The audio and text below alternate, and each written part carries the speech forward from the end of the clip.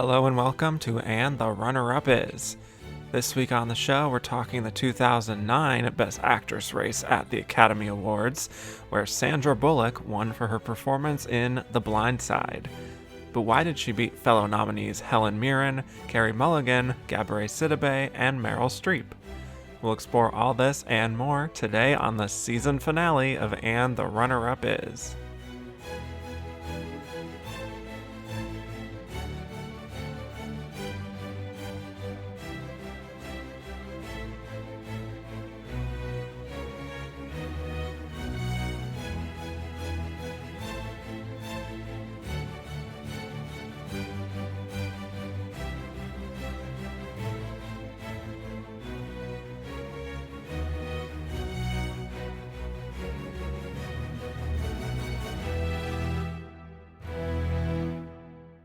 Hello and welcome to And the Runner-Up Is. I'm your host, Kevin Jacobson, here to talk about the 82nd year of Best Actress at the Oscars, which covered the films of 2009. We'll be discussing how Sandra Bullock won, why the losers lost, and who we think was the runner-up of this Best Actress race. And my guest today, I'm so happy, is finally joining me on this Best Actress series. He is the co-host of the Oscar Wild podcast with our friend Sophia Simonello, writer at Awards Watch, and member of Gallica. Welcome to the show, Nick Ruhrkraut. Thank you, Kevin. You picked me in after the 90s, so I'm very happy to be here. Is this your sweet spot? Yeah.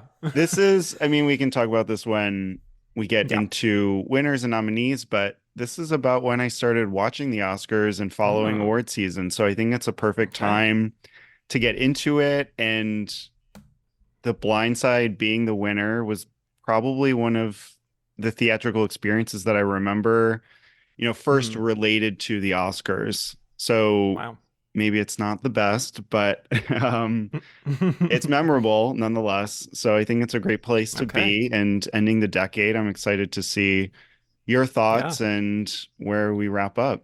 Yeah. I should have mentioned up front, this is the season finale, so we're at the end of the 2000s already. This is really flying by. But yeah, it'll be an interesting discussion about how we ended up here with this winner. Definitely. But yes, before we talk about these nominees, Nick, just curious about your take on Best Actress. So my first question for you, what is your favorite Best Actress win of all time? This is obviously my favorite category at the Oscars. My real answer, I want to have fun with this. You've had lots of guests on and great answers, I'm sure. And Natalie Portman is one that I stick by for Black Swan as, loving cinema and the grittiness of that role. But my fun answer, I'm going to go with Judy Holliday for Born Yesterday. It's a recent watch, I think, in the last year or so. And I just immediately fell in love with her performance, her confidence, her cadence, her comedic timing. All of it in this role just makes me so happy. And rewatching it or just watching clips of her and her genius is outstanding. So I wanted to mention her. And this will also come back, I think, later in the episode. Interesting. Yes. And obviously an incredible win, winning for this kind of broad comedy performance over these heavy hitters like Bette Davis and Gloria Swanson. Yes. As we know, everyone has a take on 1950, but I do have my soft spot for Judy Holliday, and I wish people wouldn't pick on her so much. Right. So great pick. But my other question for you, speaking of, people having takes on people losing, what would you say is your most heartbreaking loss in this category? My most recent one is Sandra Bullock for Anatomy of a Fall. I loved her so much since the minute I saw that movie, but I'm going to go back in time again for a more real answer. Being only a year, we'll see how that ages in 5 or 10 years maybe. But I'm going to say Barbara Stanwyck, and I'm going to go with Stella Dallas. This was 1937 and Louise Reiner. Shout out to Sophia, who covered that year also. Yes. But this was Stanwyck's first nomination. I understand not winning for that, but it's a role that is just heartbreaking from start to finish. And seeing how her daughter treats her, and it's awful Mm-hmm. in the very end. But I mean, if we want to throw her for Double Indemnity in there as well, losing there, I'm Yeah. not a huge fan of Gaslight, but I understand Ingrid Mm. Bergman and her power. But Barbara Stanwyck, never a winner, and she should have been. Yeah.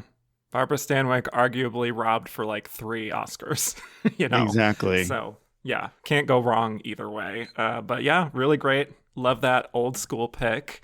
We both, Sophia and I, said that she should have won in 1937. So glad that Amazing. you're on We're that all team with aligned. us. We're the cheerleaders for Stella Dallas. And that last scene with her outside the gate Oh, watching I from know. afar will In always the stick with rain. me. Oh So my God. Yeah. yeah, I know, I know.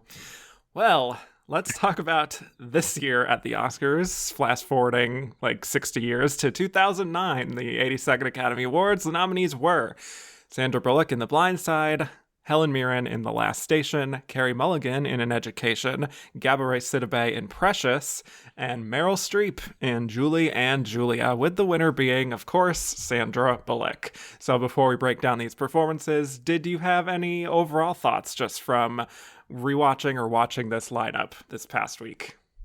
The only one I hadn't seen out of this lineup beforehand was The Last Station, which Same. notably on Oscar Wilde, I am not a period piece person. So doing this Tolstoy piece about him, his final moments, and a story about Sophia, his wife, question mark, um, was a little rough for me. We will Yes. definitely talk about her performance and her role in that movie, but this year gets crapped on so much because of Bullock's win. Yeah. And I don't think it deserves as harsh of hate. Maybe that's a bad take, but I think overall these movies are pretty rewatchable. Even The Mm. Blind Side. I mean, there are politics in there that we can talk about with Leon Tui now and where this conservatorship, this lawsuit just happened last year. So there Last are year. updates past this movie. Mm-hmm. And despite all of that, it's still easy to watch because of Bullock.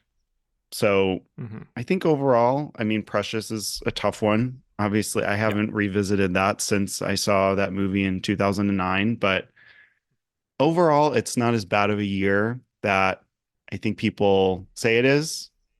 I don't know. Do you Sure. agree or not? Well, I'll just say it's a kind of an odd way to end the decade, first of all, because it's like definitely a win that is not well liked at all, and it was even divisive at the time. Hmm. But, removing the context of The Blind Side and all the baggage with that, it was just interesting and kind of nice to see her kind of having this big moment after being a movie star for as long as she was. So I definitely have mixed feelings on it. I will save more thoughts on the performance itself for that segment, but as a fan of hers, it was a fun journey to see that happen for her. Right. And yeah, I love having these 2 huge breakthrough performances. Usually there's only room for one of those. So great to have both Carey Mulligan and Gabourey Sidibe here. Helen Mirren getting a kind of follow up afterglow nom after the Queen, you Hmm. could say. And then we have Meryl, always Meryl, Always there. continuing. Yes, there's Number always and Meryl 16. Streep at the end of these. I know. And just going on her reign in this time period on her path to her 3rd Oscar. It's the next one coming up in a few years. So very fun performance here, though. But yeah, Totally. watching them, it's a pretty solid lineup overall. I think a little bit underrated compared to what people say nowadays. But yeah, I like most of these performances well enough that it's a pretty good end to the season. How we ended up where we did in the end will Hmm. be an interesting discussion. And I'm just very intrigued to hear your thoughts on a lot of these films because I'm sure you'll have some takes. I have plenty of takes. I'm curious on Good. how you're going to rank these also, and if I I'm know. like totally different than you, but we will find out. And figuring out who the runner up was, too, because I think that's also been up for debate. That So, and who was in 6th place? Like, who that else too. is there? Yeah. It's tough. That's Mm-hmm. a tough question. Yeah. Yeah. All right. Well, I think we should get right into it here, starting with that movie that you said that was a bit of a struggle to get through, but Helen Mirren in The Last Station.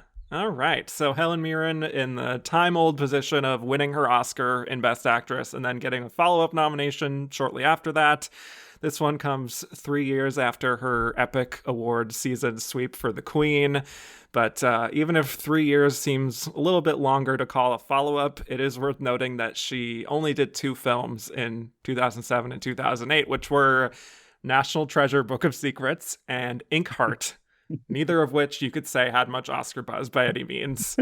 But anyway, in 2009, she's in State of Play, another film that isn't really like aspiring for Oscar attention. So really, The Last Station is, by Academy member standards, her kind of prestige follow-up to The Queen. And she gets this nomination, which is still, shockingly perhaps for some, her most recent nomination as of now. She works all the time, so there's plenty of opportunities for her to get in again. But it's been 15 years. But in The Last Station, she's playing another real-life person, Sofia Tolstoya, the wife of the famous writer and icon Leo Tolstoy.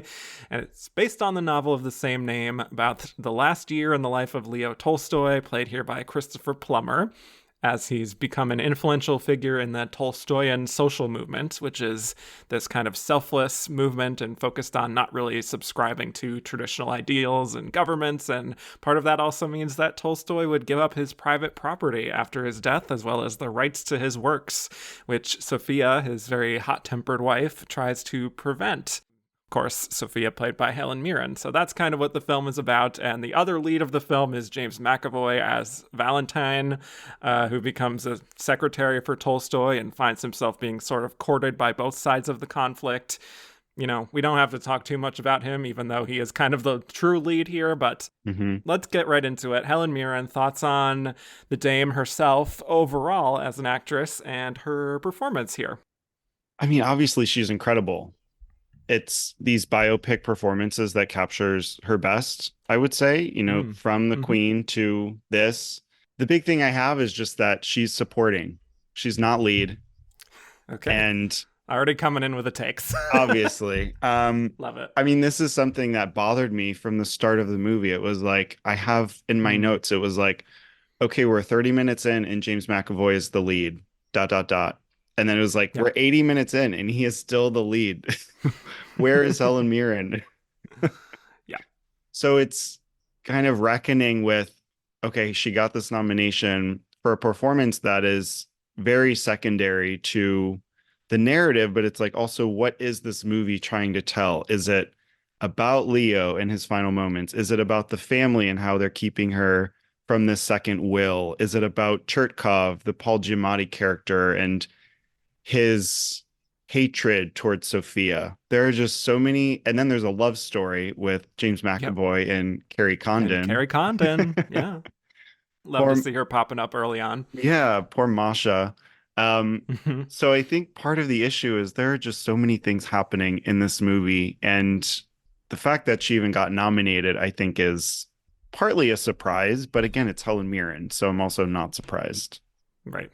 Yeah. That is a fair point. I mean, I will just say here, we talked about this earlier. Some people already know this because I tweeted about it, but The Last Station is the last film that I had never seen before in Best Actress, other than the one film, The Barker, from the 20s. That's only available at the UCLA library, but that's like, I put that as an asterisk.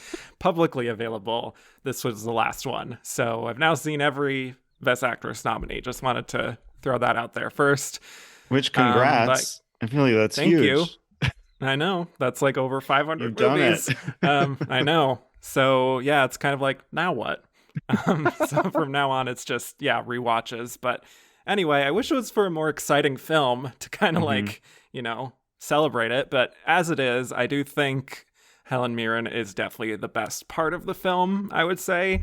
I think it's good enough as you're watching it, but I have to say, like, I only watched this a few days ago and I barely remember a lot of this film that doesn't have to do with her. Like, I kind of feel like I get to the end of the film and I'm like, sort of like what you said, like, why did the director here, Michael Hoffman, want to make this? what was the perspective? What was the purpose other Mm-hmm. than sort of allowing these great actors like Helen Mirren and Christopher Plummer to just, ham it up a little bit and give us a bit of live theater, basically, which is fine. I just feel Yeah. like there was more that could be done, especially with like some of the ideas that are discussed, even with like the whole Tolstoyan movement and public versus private, all that kind of stuff. It just plays out in a very boring kind of standard way.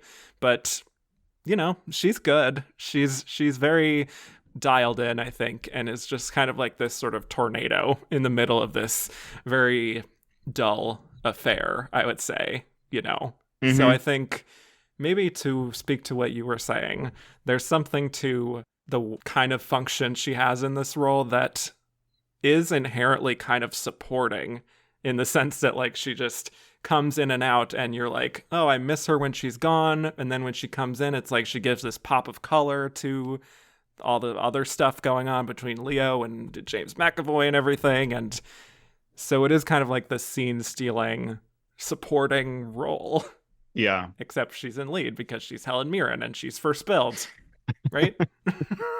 What bothers me about that is that there are all these other softer moments in the film, and then when she does show up, she's at a 10. Yes. It's like she's always upset or emotional. She's shooting a picture at one point. It's like she doesn't have the ability to show us the range because of what the movie Yeah. is offering her character. Mm-hmm. And that was, I think, the most difficult part, is that we know Helen Mirren for all these other fantastic roles and her just winning again. So it's like we want to see that, but we can't, because she's Mm-hmm. always upset, or she's Yeah. pining to see her husband who's dying, which I think is a problem of the screenplay and not her, even Right. though it makes me look down on the performance a little bit. Yeah. Yeah. Sometimes it is hard to separate when the film is kind of letting the performance down a little bit in terms of Hmm. giving it breathing room. But I would say it is fun to watch her sort of taking on this much more temperamental character compared to the Queen, obviously, where, Sophia, she's just like so exasperated all the time, and you can feel the exhaustion of just having to deal with this husband who is so stubborn in his beliefs, compared to her being much more like, I guess, moderate with Hmm. her views. And she's just kind of like always pissed off, basically. That's kind of the one like motivating factor here. And I think it helps to give the film color. And so I appreciate for that. And I do enjoy some of her line readings and just the kind of like little attitude and the emphasis she places on certain things, and how they have like this one discussion at this outdoor sort of dinner party thing, and they're talking about the Tolstoy movement, and she's like, oh god, I know all about the movement. Just all of that wonderful sass, and it's just like getting into some interesting territory about being like feeling like the poor aren't like morally superior just because they don't have money.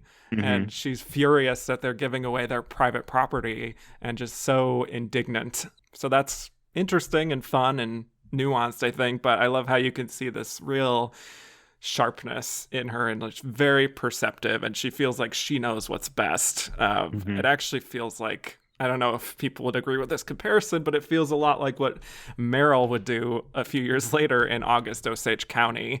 I definitely thought of that when, in terms of like the big ensemble scenes, and she's just kind of like this, really going at it and making hell. And so, yeah, it's like she's not afraid to like yell her opinions as loudly as possible. Hmm. And it is fun to watch. Does it get kind of repetitive over time? Yes.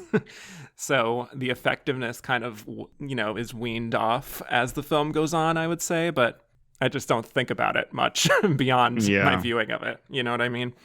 Yeah, and her moments are great. Like you Mm-hmm. said, she kind of just gets to flex the whole time with these one-liners that Yeah. are just out of this world. She, from the very beginning, I mean, we're introduced, and I think I expected more of a presence from her based on Mm, them saying like the Countess is very, very dangerous.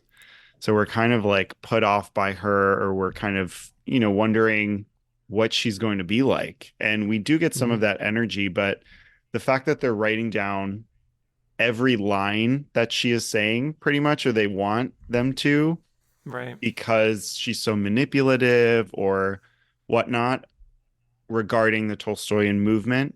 Hmm. And then she comes in, we get some of that, but I don't think it gets to where I wanted it to be. And again, I think Right. that's just with everything going on, but it's Helen Mirren saying, "No wonder I'm lonely. I'm surrounded by morons." Or the one line about when he when Leo comes back and she's upset, or she like guides him back home, and he's like, "Oh, are you okay?" And she's sick, but not really sick. She just wants attention. And she's like, "I'm still your little chicken and you're still my big cock." And they start like No.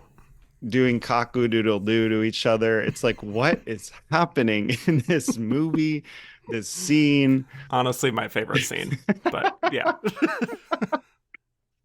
And that is one scene I won't forget from this movie. Truly, Is Helen truly. Mirren and Christopher Plummer like, about to have sex and making chicken noises Being at each roosters, other. like, oh my Yeah. God, who Mm-hmm. approved of this scene?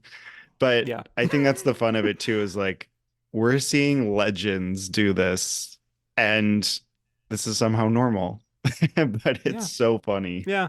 It's oddly sweet, I think, because it feels like these two, like, they may be aging and he may be at the end of his life, but they still got a little bit of that cute banter between them Hmm. still, which is sweet, I think. Yeah. One other scene that I've really enjoyed that gives her actually some, again, more subtlety, I suppose, which, there isn't a lot of it from her performance, but when she does have that meeting with James McAvoy and they're kind of talking about Tolstoy writing War and Peace, and she talks very warmly about helping him write it out and making edits and suggestions to kind of help him craft the whole thing. And she looks back on that experience as like this wonderful time in their life where there weren't any of these complications that she's dealing with now. And then she just says, "But I don't count anymore." Like her opinion doesn't Hmm. matter anymore. And there's a real hurt in her voice, I think. And there's a bitterness also with having to be in her husband's shadow because she always felt like they were kind of partners and her never really having a say in what they do. And the fact that he now has like these disciples basically who just worship everything he says. So it's, Hmm. yeah, she kind of is taking some power back, and again, like you said, kind of convincing him to write down everything he sees, just not even from her, but just everything, all his observations. So yeah, it's a sweet little scene, I think, in a movie that doesn't give her a lot of those. Yeah. I think that's more telling of the acting that they are able to give, and Yeah. maybe the heart of the film, because she is incredibly honest. We do see the Helen Mirren that we love, and her wanting to find truth and honesty in this experience, I think is more telling than, yeah, the more emotional moments she has. Because, I mean, in the end, we're inundated with these scenes of her screaming or crying, but it's that she feels so neglected that she Right. can't see her husband, or they won't let her, and he is dying. And that in the end is really heartbreaking. So I think we finally get to peel back the layers of the onion, as Leanne Tui would say in The Blind Side, Sure. of what she actually is that she's this hurt creature that really just Mm, wants love. And that's what he wants too for this movement, is that it all comes back to love. So yeah. it is earnest in itself, but it's, I think, hard to get there at times. But I do appreciate Yeah. like those moments, those softer moments when she is with James McAvoy. I think he does a great job too. And it being a softer, I think, movie than it lets itself be. Yeah.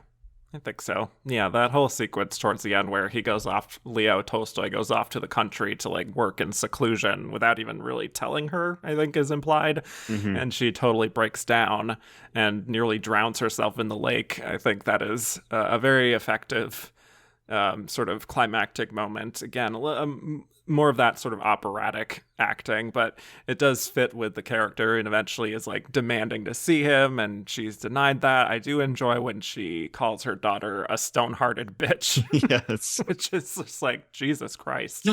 But just the power in Helen Mirren's voice in moments like that is just like, whoa. Mm-hmm. It's a lot, but really cuts right through you. But yeah, and their sort of deathbed scene, her and Tolstoy talking to him, and she's finally allowed to see him. It's just this feeling of, acceptance that this is the end for him, and that she knows that he loves her and that his heart is good, and that they were at one time each other's true soulmates. It's a very tender moment. And for as fun as some of those silly over-the-top scenes are, like the one scene where she's like trying to spy on them from the balcony and she like trips over into the window and there's shit flying all over the place. It's like, yes, this is very fun and silly and goofy, and she has fun with that. But yeah, that kind of dramatic undercurrent that she taps into by the end, it's like, yeah, this is a good performance. This is nice. I won't think about it very much after this, but it's effective for what it is. Mm-hmm. Yeah, that scene where she sneaks into the balcony and like falls in, that's another favorite moment of mine. But yeah, I think I was only emotional in the very end, like once the daughter is choking up and you see Leo passed away. But I think the different elements from the movie, I mean, the cinematography is like lots of crane shots, we have close-ups too, but it kind of all comes together in the end with the score is really emotional and beautiful after that final moment. And then we learn about how Sophia was included and she got all of his works in the end, and it wasn't given to someone else or the movement itself or Chertkov. So yeah. I think in the end it does kind of capture you, but it took a bit too long to get there for me. Yeah. I agree that it's mostly forgettable. I think if it maybe followed, I mean, it mentions War and Peace a few times in the movie, like the scene you mentioned. Maybe if it had something to do with that telling of that book, I think it just needed to hone in on, one or two narratives, I think, to make it a more hard-hitting piece. Right. I very much agree with that. And the whole, again, the sort of detours with him and Carrie Condon, James McAvoy, it's just like, I don't know what this has to do with the rest of this. But so, yeah, it's a kind of a messy movie. I feel like it's one of those that there's like a lot of ideas packed into the screenplay and not everything is fleshed out. But I think it is correct that the Oscars were like acting only. These were the achievements of this film, her and Christopher Plummer, which... Shout out to Christopher Plummer getting his first nomination in supporting actor at the age of like 78 or something. I don't know. So wild. Yeah. Yep. Okay. Well, unless you have anything else, we can move on to our next nominee. Happy to move on. Okay, fair enough. All right. Carey Mulligan in An Education. So Carey Mulligan's getting her first Oscar nomination here for her breakthrough performance. So to introduce her here, since we haven't talked about her before, Carey Mulligan, she was born in London, and she developed a love of acting as a child, but her parents actually discouraged her from following her dream. But she was very persistent and made her stage debut in 40 Winks in 2004, and the following year she made her film debut in Pride and Prejudice, playing one of the younger sisters of Keira Knightley there. So a small role, but certainly a big film for her. And she did a handful of TV movies like Northanger Abbey and My Boy Jack. Didn't do too many feature films, but 2009 was really her big coming out party, you could say, where she is not only in An Education, but she's in Brothers, Public Enemies, The Greatest, Granted, some of those roles are much smaller than in Education, but it was a huge, huge year for her. And In Education was a Sundance film, and it toured a bunch of festivals. It's an adaptation of the Nick Hornby novel, and it tells the story of Jenny, played by Carey Mulligan, a 16-year-old girl growing up in dreary London. She's a very bright student with high prospects of attending Oxford, but those plans are derailed when she meets David, played by Peter Skarsgård, a man several years her senior who falls in love with her, and she takes an interest in him, especially when he shows her art and culture in the city, which she is dazzled by. And as their relationship progresses, there are concerns from the people in her life that she's throwing away her future. So let's get into it here. This is Carey Mulligan's big Star is Born moment. Tell me your thoughts overall on Miss Carey Mulligan and An Education. I love Carey Mulligan. I remember when I saw this, I was just blown away by her performance, and especially in this movie. So I was excited for her, seeing her more after this. I think it's a great starting role for her too, and a first Oscar nomination because of what she gets to do. There are so many more subtleties than the last performance we talked about, but she also has these abilities and these moments to crescendo to show us a bit more of what she can do. I think the movie on the whole, revisiting it, how did you feel about this love affair? I was like, she's 16 and now she's talking to a 30-something-year-old guy and her parents are approving of this. I was just thrown aback by, I don't know, maybe things were different in the 60s in London. That's what I would say. A little bit, yeah. But her bringing this boy home from school, that poor Graham who got never had a chance. Right. And the father just absolutely hated him. And then they bring home this older man and are just swooning over him too. I was like, there's no middle ground. Like, true. I was shocked. Yeah. Did that affect your viewing at all, or? Yeah, I mean, I did flag that a little more as like a little bit unrealistic, maybe compared to when I first watched it around this time period, I suppose. You know, things have changed about how we feel about age gaps and things of that nature, especially when it comes to minors, as she's 16. Exactly. So, yeah, it's a little tough, but I mean, her performance, I think, still kind of exceeds any problematic aspects. Oh, I mean, it's towering. She is easily the best part of this movie and just commands the screen the entire time. You know, she wears all of the costumes beautifully. She delivers every line with such ease, but also depth. And the journey that we get to see her go on, you know, with her falling in love and then maybe having some of those realizations that she is really bright and takes back some of that control in pursuing either her dreams or, you know, where she thinks she should go with her life, I think is also easy in seeing it as an Oscar nomination and what that says for the category and performances. So I love Carey, and I think this is a great start for her. Yeah, definitely. I will add that I really enjoy Carey Mulligan as an actress. I mean, sometimes when I see just like the overwhelming praise she gets on Twitter and stuff, I'm like, okay, maybe I'm not like one of her diehard stans necessarily, because like, so the Promising Young Woman era was just like a lot for me. But yeah, but more often than not, I do think she is a very compelling presence and actually a lot more versatile than she's given credit for. I think all three of her nominations thus far are very good, very different, and I'm looking forward to talking about at least one of them in the 2020s season. And I have to say, like I've mentioned, like that Star is Born trope a lot on this show when it comes to Best Actress, when someone just has this incredible breakthrough moment and they're treated as the next big thing and they have this kind of princess coronation type of thing in the media and the industry. And when I say all of that, I mean like Carey Mulligan in 2009 is pretty much exactly what I'm talking about as like one of the clearest definitions of that in the modern era. You know, when you're already being compared to Audrey Hepburn by all these different publications, that's when you know you've arrived. And yeah, she was very much thought of in that light, especially in terms of her appearance, her hair and her kind of elegance.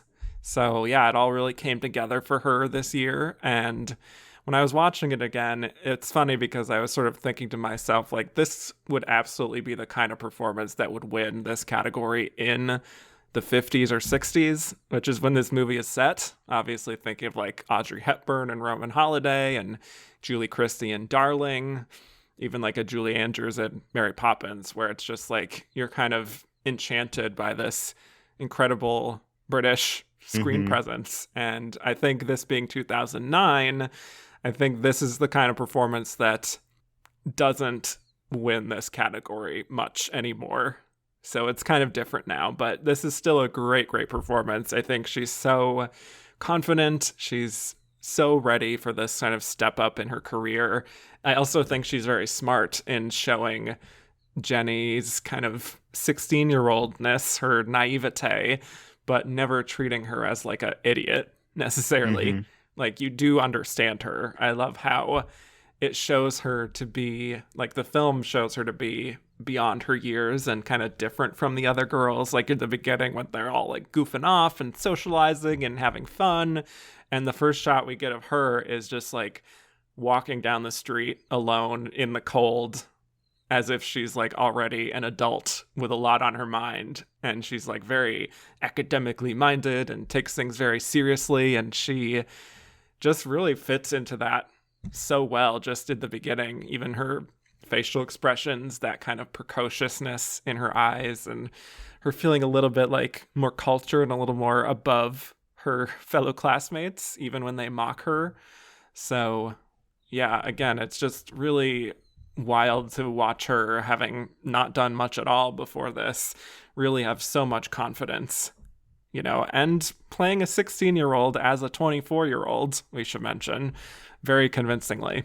She really does. That was one thing that on rewatch I was kind of worried about, or I was curious how it would fare now with me knowing, or us knowing, Carey Mulligan in some of these more modern roles, like in Maestro, or seeing her older. And I think they do a fantastic job with the aging, not only, I guess, de-aging of making her look 16, but then also from there, you know, as she incorporates herself into society, and when they travel to Paris, you know, they see her as this almost modern French woman.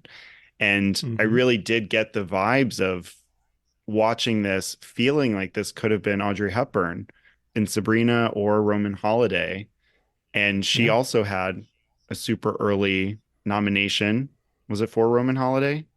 Yeah, her that's first role. Her nomination and her win. Yeah. Amazing. Yeah. So it's, you know, seeing that immediately, especially as her as a schoolgirl in a private school, that she just camouflages herself so well, and that she could age herself to make her look really poised and cultured. And I think that's why I love her acting so much, is she's able to adapt in different scenarios. And, you know, you believe that she's in the orchestra and she can play these instruments, and that she is really smart in getting A's on her exams, but that maybe she could get lost in love and follow this man and kind of enter that sort of society that they're in, even though it's not becoming.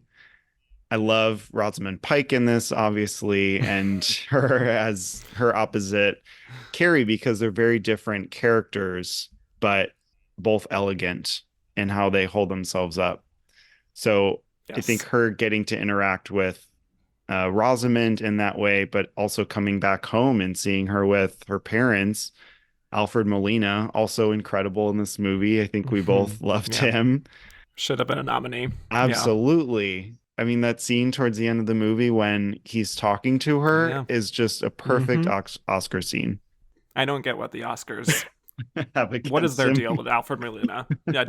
I could go on a whole tangent about that, going back to Frida.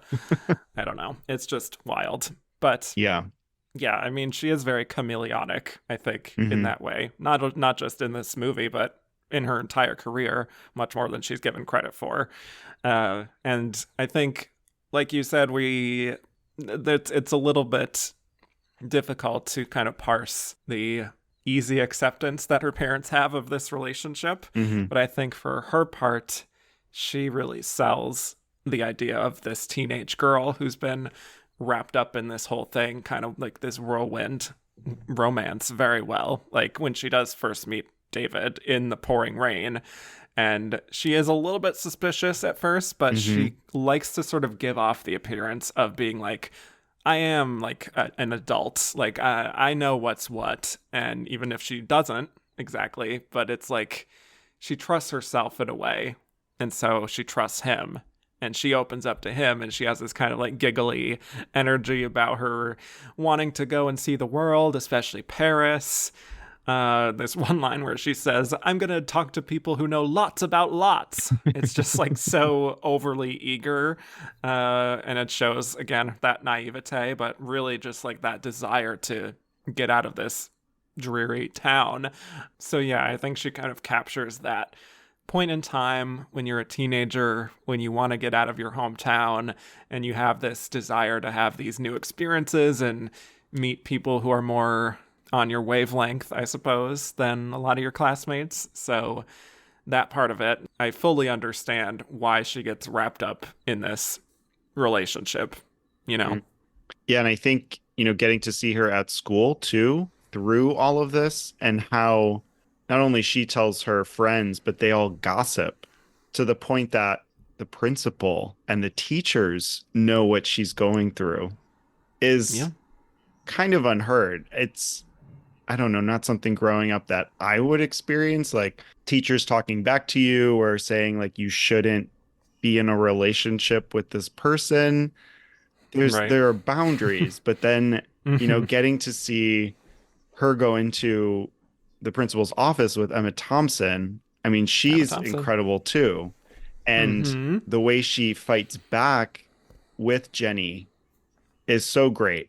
I mean, in the end, she's in there a couple times, and later on, she's like, "Oh, you must think I'm a ruined woman." And Emma just scoffs and she's like, "Oh, you're not a woman." It takes you a second because Yeah. by this point, Jenny is so confident in herself, like you're saying. And Hmm. she soon learns that life isn't what she thinks it is and that he is married and he's done this before. Another great supporting performance by Sally Hawkins. One scene wonder. Yep. Yeah. And then she's like, wait, maybe I do need to step back and look at things, how these adults are telling me that I should be conducting myself. Yeah. And that education, so to speak, it's a great way to wrap the movie up. And in that she's getting an education with her schooling and Oxford and English, but it's the experiences with all of these people that teaches her the most.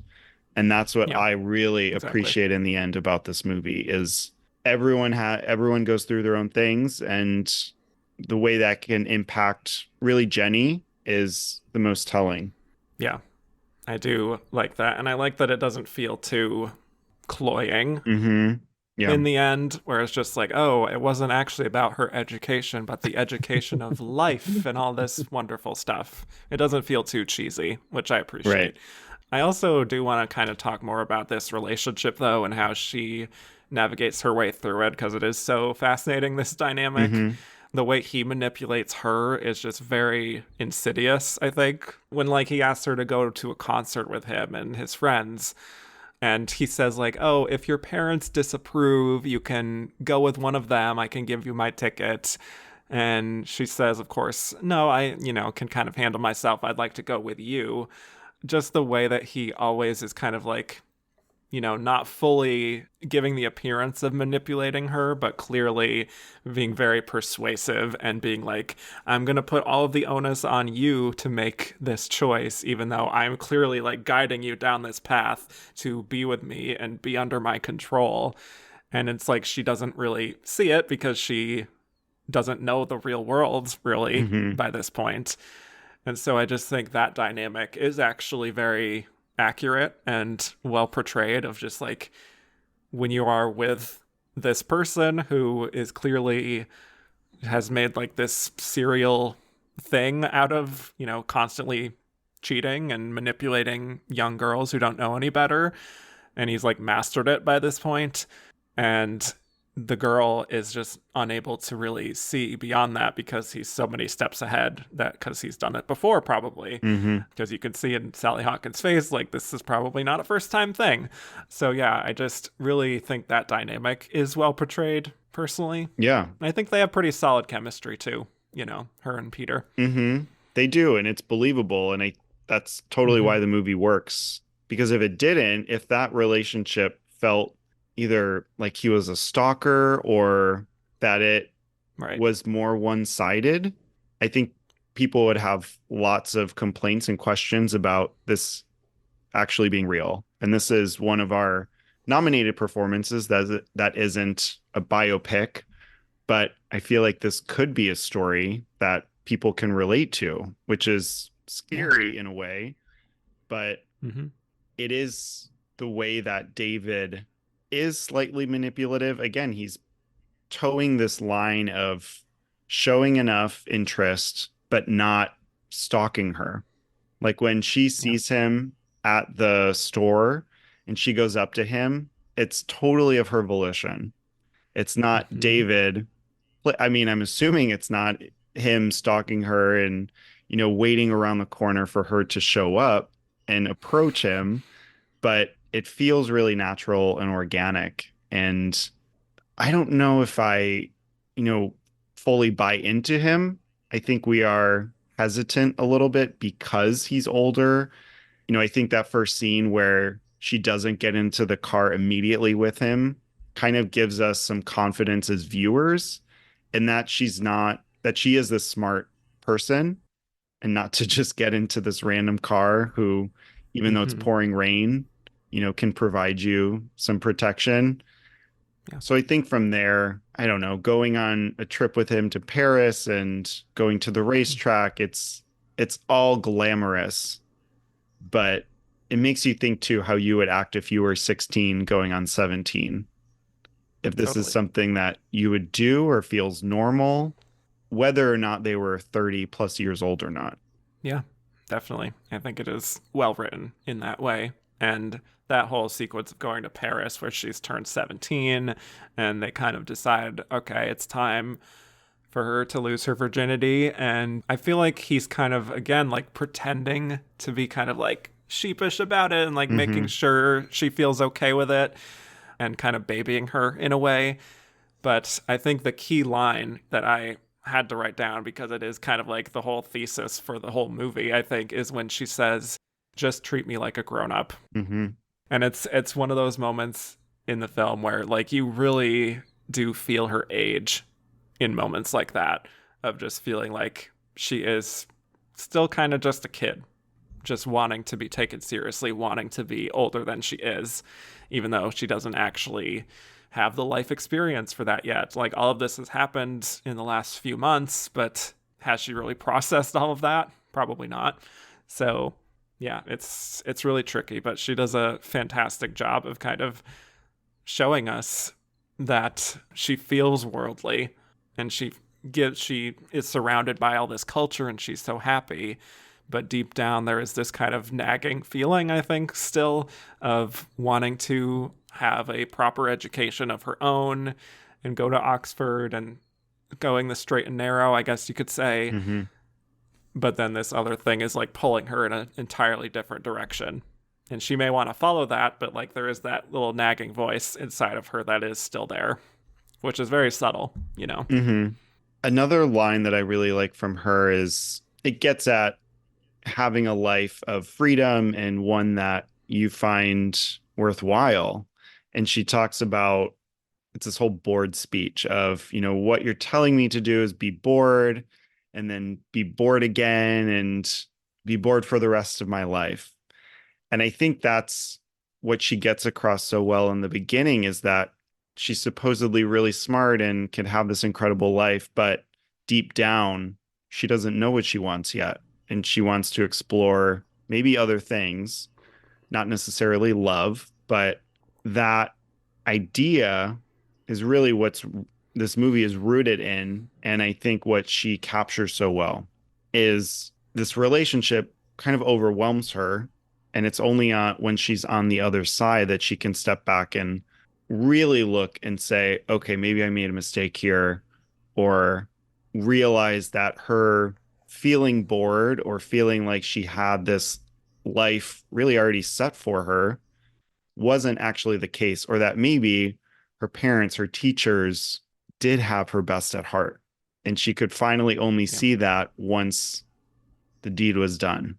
So that just again speaks to Carey's acting, and that we get to experience so much from a performance, even if she's not saying it or showing it. We can see it in her eyes and just how she composes herself. That's true. Yeah. And again, like, I don't know if I'm imagining it, but I do think she sort of telegraphs her finally accepting this, like after the moment when David proposes to her and she goes to her parents, and they, again, don't really seem too outraged as much as you would think they would be. Or say like, hey, what about Oxford? What about this whole path we've had laid out for you? And I do think it is revealing that she's kind of upset that they're not protesting it a little more. Yeah. Because, like, again, deep down, she's been trained to be this, like, hyper academic person. And she knows that she should be furthering her kind of education and her career and all this, because that's all she's known. But she can't really admit it to herself that she feels kind of anxious about trying to uproot her whole life for as boring as she thinks it is. And yeah, that whole sequence of her talking with Emma Thompson is so fantastic, about kind of going back and forth about how the British are so dull and just like they don't care about real art and everything. And she's just so great in that scene, because you can, again, there's like that petulant sort of teenager aspect coming out there, and she has tears in her eyes because she's so like passionate about this. And I think by that point she has kind of made the decision to be like, I'm gonna go full on into my choice to get married and enjoy my life. And she's just like really arguing a little too strongly, almost like she's trying to convince herself that like, this is it. This is my choice. You'll have to deal with it. But of course, then the other shoe drops when he discovers that he's secretly been married this whole time. So yeah, throws a little wrench in things. You know, she has that initial conversation with her parents, but then once she finds out about David's affairs or whatever he's been doing, she goes to them and guilts them that they didn't protest to any of this either when she came to them. And you do feel that maybe she wanted them to, because I mean, Alfred Molina as this father figure that he is in this movie, you do feel that he's a little maybe hard-headed or just protective of her. And he's not like you would expect in that moment, or that he would be not as immediately loving of David as you would think of someone who's, again, if you have a 16-year-old child, and within maybe months they get engaged. I don't know what this time period is, but it's so quick. So I think, yeah, to feel her pain when it maybe feels like they're not as protective of her, that feels so raw as well. And like real of parents and growing up. And I mean, there's a lot of animosity there anyway, being a teenager, but that really hits home too. Yeah. I mean, there is that line where she even says at the end there, silly schoolgirls are always being seduced by glamorous men, but what about you two? Like, she even knows. She knows what's happened. Yeah. Like, she knows she's fallen into this trope, basically. It's like she always sort of knew, maybe, on some level, but maybe she felt like, oh, but he's different, you know, that whole thing. Right. So it is just a fascinating movie, fascinating performance, well beyond her years, similar to kind of what the character thinks of herself as. Carey Mulligan in this performance just seems so confident that it's no wonder that she was kind of hailed as the next big thing. And she's kind of sort of fulfilled that, but maybe not fully to the extent that people expected. I don't know if you have a take on Carey Mulligan's career necessarily, but it was a while between her first and second nomination. And she had a lot of ups and downs, I think, some failed Oscar bait moments and, interesting turns. But do you think she could still win an Oscar someday? I think she does. There's a Twitter question of, this movie star moment, which I really think this is for her. And I think one day we will. Hopefully, it's not a Glenn Close or a Michelle Williams situation, but it's I think it's one where I can see her being a winner one day. I'm not totally against her Promising Young Woman era or her collaborations with Emerald Fennell, but I think Maestro fits in more of a line of, typical Oscar Beatty roles. And I don't know, maybe that's also hurtful in a way, and that, she fits these roles so well. But maybe I want to see something outside of that, and that's where she gets her win. But again, like we're saying, she can kind of do it all. And I'm hopeful that she'll still be getting these roles in the future. Yeah. I think she is still very in demand, obviously. So, like Promising Young Woman felt like definitely like a left turn for her. So the fact that didn't happen in terms of a win, we will discuss on that episode more. I don't want to get too far into that, but great first nomination for Carey. I think we should move on to another great first and sadly still only nomination next for Gabourey Sidibe in Precious. Definitely. So this is very exciting. Gabourey Sidibe gets this Oscar nomination for her debut performance. Always fun when we have a debut performance that totally comes out of nowhere and lands a nomination. So Gabourey Sidibe, she was born in Brooklyn, raised in Harlem, and she only had a little bit of acting experience in college, but nothing professional. And she decides to audition for this lead role, and Lee Daniels, the director, really took to her right away and knew she was right for the part, and just, within a few days, hired her for the part. So as the full title suggests, Precious is in fact based on the novel Push by Sapphire. It debuted at Sundance as Push, based on the novel by Sapphire, but the title was changed to Precious after another film was being released in 2009 called Push. But the film is a hard-hitting look at the life of Clarice Jones, whose nickname is Precious, played by Gabourey Sidibe, another 16-year-old girl, growing up in Harlem under the care of her abusive, unemployed mother, played by Monique. Precious is the mother of a child whose father is, in fact, Precious's own father. So she, a product of rape, and Precious is now pregnant with her second child by her father. But her father's now out of the picture, and Precious struggles in school, not being able to really read and write, and she is encouraged to attend an alternative school where she ends up flourishing. But she also has to balance trying to survive an extremely abusive household with her mother. So, this is a very bleak film, definitely the bleakest in this lineup. But thoughts on Gabourey Sidibe overall and her big debut performance? It's a tough watch. Very bleak, but I think Gabourey is another great first-time nominee. If you can say Star is Born moment, she has done a lot on TV since this movie, so I think there's a lot of potential there. But she really does command us as well. And I think maybe part of why I don't feel that as much as Carey Mulligan is with Monique, and how she just, every single scene is tormenting us and really furthering that trauma that she has put on Clarice on Precious. But I still think, she carries this movie with an elegance that she needs to.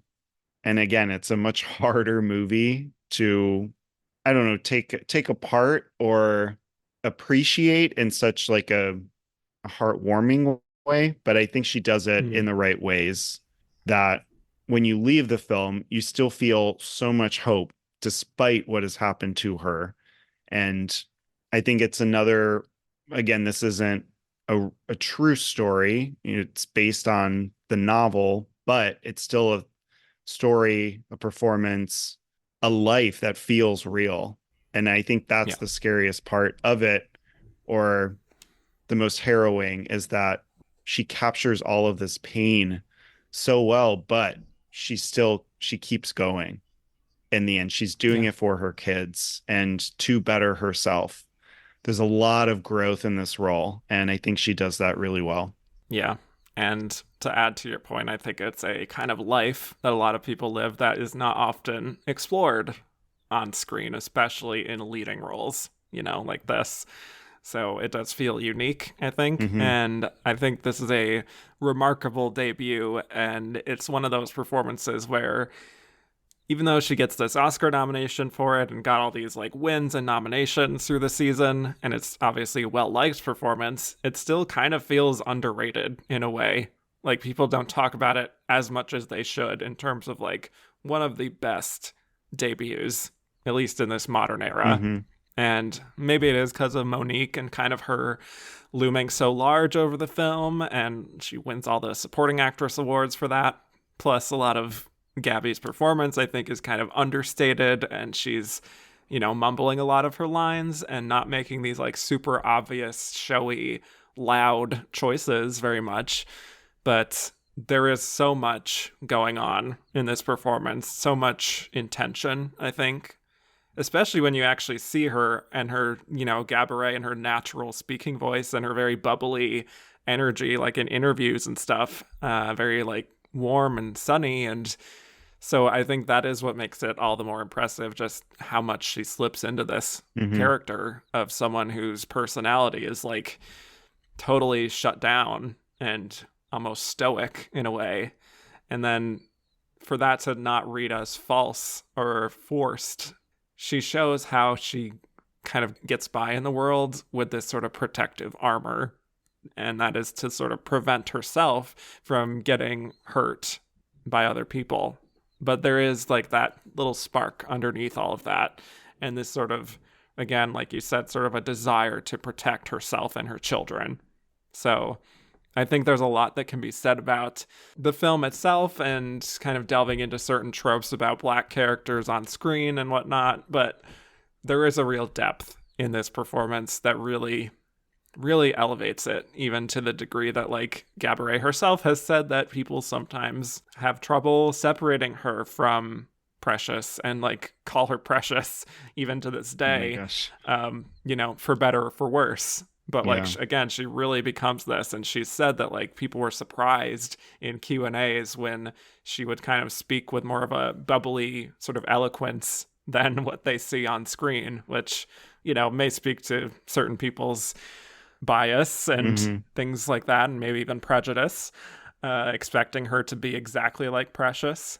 But again, that just speaks to how great and different and like almost transformative this performance is, more so than people will give it credit for.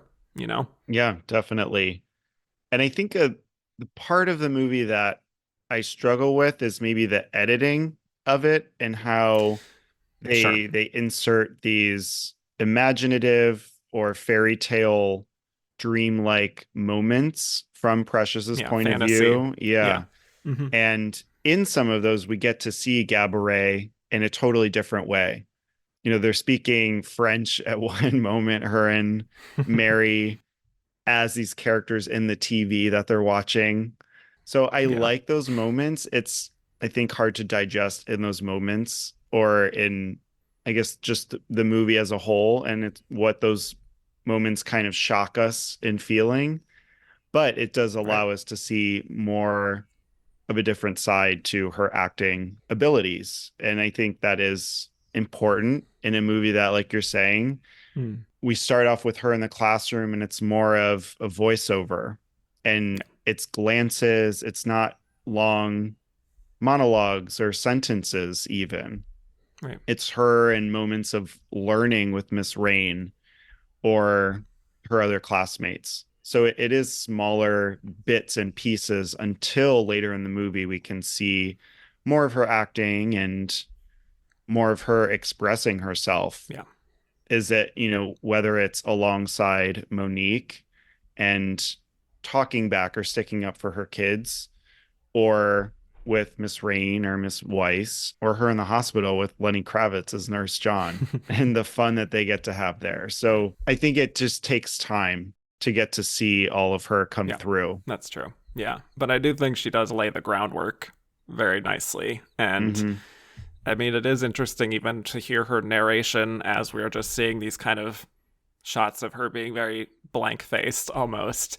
And it just feels like if we didn't have that narration, this character would just slip into the background so easily.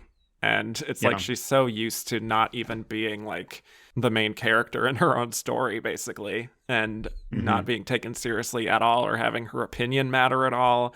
So yeah, she just sort of is keeping to herself and is so shut down and won't even really speak to people a lot in the film unless she is being directly spoken to, and is again like barely speaking above a mumble. So sometimes it's even hard to really hear exactly what she said. And I think even though maybe there are moments where it looks like she's kind of not doing much, I think you can really feel how she's so fully internalized all of her feelings, and again, like doesn't feel like she's allowed to be her true self even, or express herself in any way. And just the difficulty of living that way, and how that just causes you to just kind of sit there and not try, not apply yourself at all. You really feel a full life there, I think, that's even more than what's on the page for her. And for this to be her debut without any true like major acting experience just makes it all the more incredible. And then even in those scenes where she's with Monique and she's just having to stand there and like take all of this horrific bullshit that her mother is just like screaming at her and blaming her for all these things that she is not responsible for, and saying she wishes she aborted her and all this horrible stuff, and saying she's even like jealous that her husband gave Precious these two kids while she only has one and it's her, and just like all these disgusting things. Awful. Yeah. And so out of control. And like Precious is just standing there stoic and trying not to cry. And I do love those moments when she gets to that point where she can't take it anymore and she just provokes her back a little bit, like when she just like kicks something down the stairs when her mother is yelling at her. She just is done with it. I just think those moments are so great. Yeah. There's the scene when she's cooking for the mother, and we're realizing that they're all given homework and they don't do it. It's because in Precious's instance, her mother makes her do everything. Go play the lotto numbers, cook her food, do everything around the house. She doesn't have time to study, be a student. She, by the end, I think, grows from a 3rd grade to an 8th grade reading level. And this is why. And she cooks this food, and Mary's first comment is, "You didn't make collard greens with this?" And she forces her to eat everything and then to make her more food. It's just the unrelenting trauma and abuse is harrowing. And seeing that pain in her face really is, what we have to focus on. I like the scenes with Mariah Carey. I think she's wonderful also. And that even in these moments, I feel like Mariah Carey is almost doing more because Precious is just so secluded, and she doesn't know how to express herself, because when she does, she gets beaten for it. Yeah. So I like a lot of these supporting performances, actually. Paula Patton as well, and how she pressures Precious to keep writing, to keep doing more. And I like that, I think in other movies, this would push Precious to retreat and to kind of push back, maybe leave school and never come back. But it is the motivation, this motherly care that she needs to like keep going in life. And I think that's some of the joy in even these hard moments, is seeing that she does care and she's still here with us. She doesn't totally give up.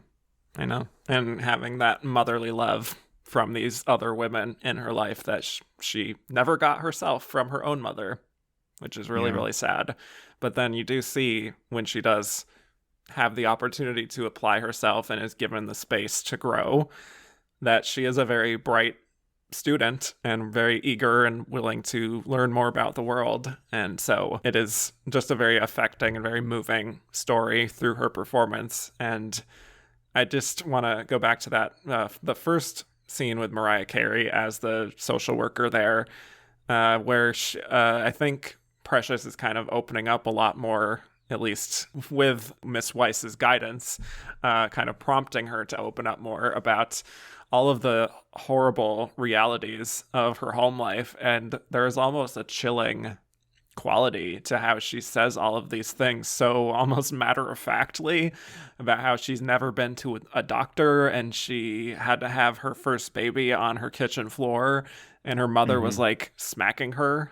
It's just really, really chilling, just almost like the deadpan voice, because she's just like, you know, all of this stuff is buried deep, deep down, and she's just saying it, and she lives with it, but she's not crying or upset about it. She only has one real crying scene toward the end, but it's just, you definitely feel a little bit of that, like, resentment in her voice towards her mother that's just growing and growing. And once she finally has that support system and knows that she can count on other people to get out of this situation, she leaves. And, you know, you can't blame her for that, because it's just, it's not sustainable living. It's literally like endangering her child, let alone herself, to even be in that situation for very much longer. So again, it's just, you're there for her for the whole journey and fully sympathetic through her performance. Totally. Yeah. Something else she says to Miss Weiss is, you know, she says all these confessions and then she says, "We live above vampires." And she goes on about this, and it's just so matter of fact. Yeah, that it's like, wait, what do you believe what you're saying? What are you saying? Right. It's that it all kind of blends together, and it's you being in just disbelief in what she is saying and how she's living. With when she's goes to the kitchen at one moment early on and she's banging the pots and pans, looking for something, and Mary just throws some glass bowl or something, almost hitting her head. Like, how we didn't hear about things from set, you know, accidents happening because of what Monique does is also kind of funny, in that there's just so much where she is in harm's way.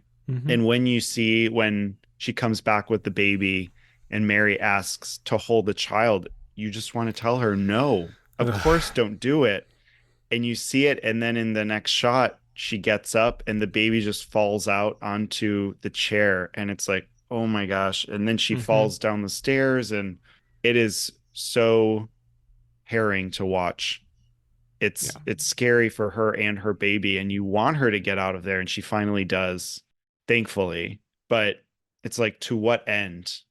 How much pain do you have to go through? And it really is in her learning, staying in school, and finally understanding that she deserves the care that she thinks she does, and leaving, not relenting when they're in that second or third meeting with Miss Weiss in the welfare office. Right. And the mom pleading to come back home. And it's like, please don't do it, please. And she doesn't. And she gets that, and she has both her kids. And it's, I think, a perfect ending, maybe a little too hopeful considering what's happened, but I think the right way to end such a bleak film. Yeah. Leave the audience with at least a little bit of hope for the future, because my God. But yes, one other scene, of course, that we have to talk about is her big scene at the school where she is kind of struggling to write. And Miss Rain tries to get her to open up, and she actually admits that she is HIV positive because of her father raping her and giving it to her. And she breaks down in tears, and they go back and forth about, you know, love and things like that. And she just sort of blurts out, "Love ain't done nothing for me." And it's really, really emotional, just the depth of just like hopelessness and truly feeling unloved by anyone, because she never grew up with love, you know? And the ideas of love that have been instilled in her are not positive by any means. And so just the way that so much of that stoicness and the subtleties leading up to that moment, finally it feels like she's just like, it's all pouring out of her in this one scene, and she is crying, and she has all of her classmates surrounding her and this teacher she trusts.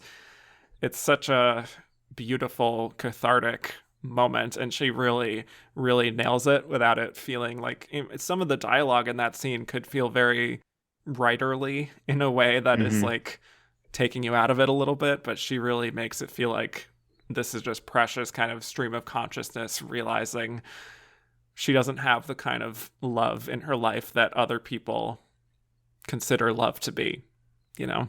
The movie kind of works because of this scene, is that we're building up all of these feelings along with Precious as we learn about her life. And finally, only in this moment do we get to release, even though it's another source of pain for her. And that however old she is, she's only now finding out that she has this diagnosis. And it's terrifying and scary.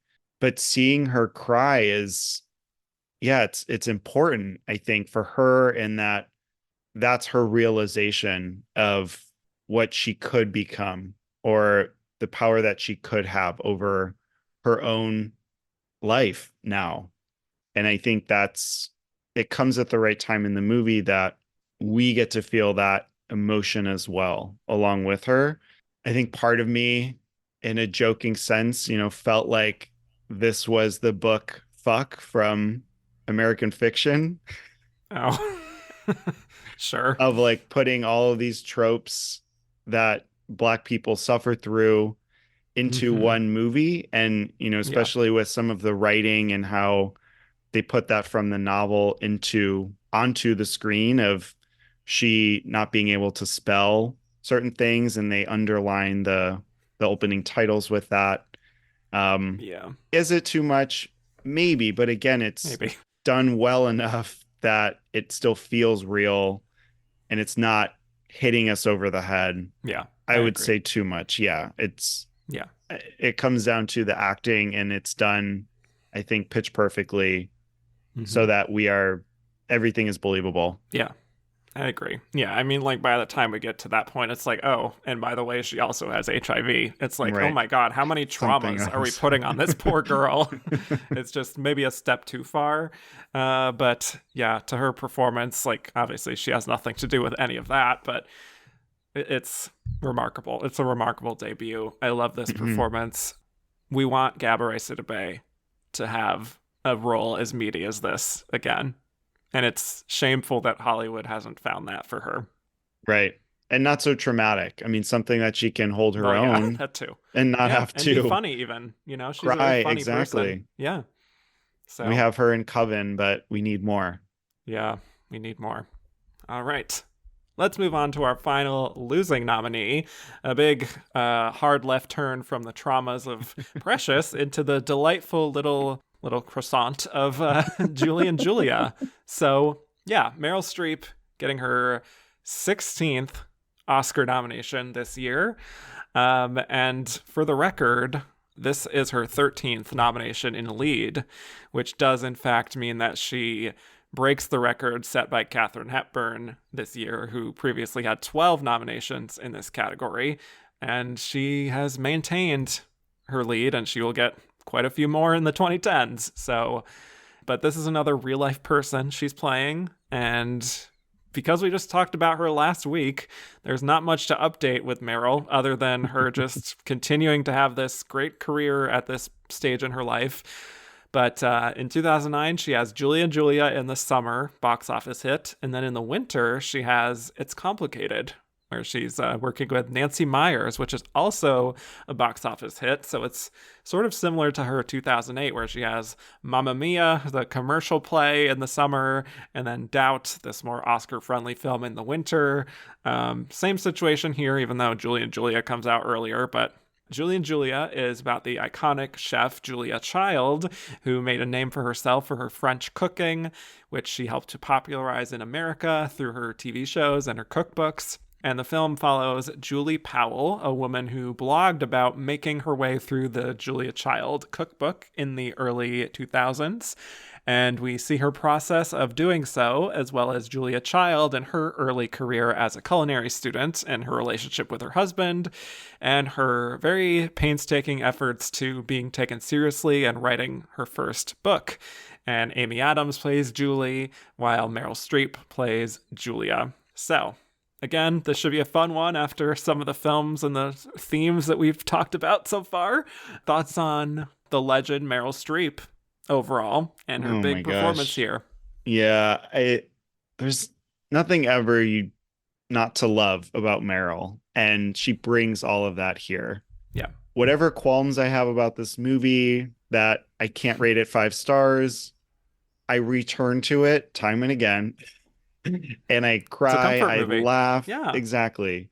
It has everything. I mean, it's Nora Ephron. And yeah, again, what's not to love about being in a French kitchen with Julia Child and Meryl Streep, who I cannot see not being Julia Child.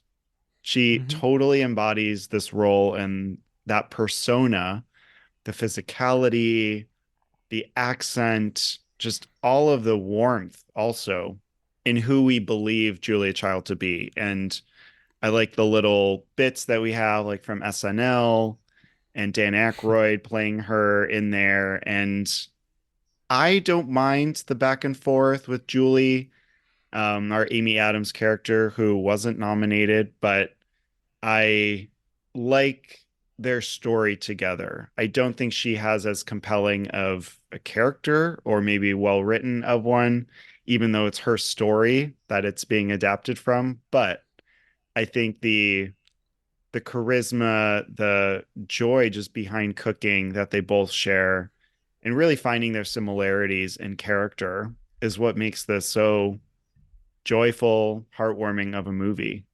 So I love it. Yeah. Have you seen this a lot? Yes. Okay. I've seen this multiple times. Yes. Once in 2009, I think a few times over the years, and then once again here. So yeah, this feels like the movie I have definitely experienced and maybe loved the most watching. I mean, like, obviously Precious is a really good movie, and Education is a great movie too, but this is one that is very easy to return to your point. And this is a delightful performance. I think, that's probably the best word for it. It's just a joy to watch, and she's so full of energy and full of life. I just really love this phase of Meryl's career in like the mid to late 2000s period, where she just had banger after banger and just playing these very vibrant characters who are so different also from each other. I think going into the 2010s, it gets a little wonky for me, but this run from like Devil Wears Prada to Mamma Mia and Doubt, It's Complicated, Julia, it's like, we're really cooking with fire. And she's really just sinking her teeth into so many fun characters and having fun. It's nice to see her having fun and showing her comedic side, not taking herself too seriously. And it's just really fun to watch, especially her being in her like late 50s, I think, in this era, into her early 60s, and being this true movie star. But I mean, also doing great character work here, but it is also, to me, such a movie star performance too. I love the musicality in her voice, the way it kind of like projects further than she even wants it to at times. And she just has such like a verve in how she reacts to the world. Like, she's so grateful to just like be alive almost, and like have all these little pleasures in her life. Just like a good dinner will just like make her whole day essentially. Or just even Paris, just like seeing that for the first time. It's just so fun to watch. And yes, it is also an exaggerated version of Julia Child to a certain extent, but I would say it's also not too far off. And there is a kind of romantic, like romanticized feeling in her sequences that is actually intentional with how Nora Ephron and everyone wanted the film to be, and showing how this is sort of Julie's image of Julia, which even Meryl herself has talked about in terms of her performance, just really kind of playing things up in this really just like delightful, warm way And she does have those moments of like edge at like towards the end and like showing some of the heartbreak behind like her not being able to have a child, for example.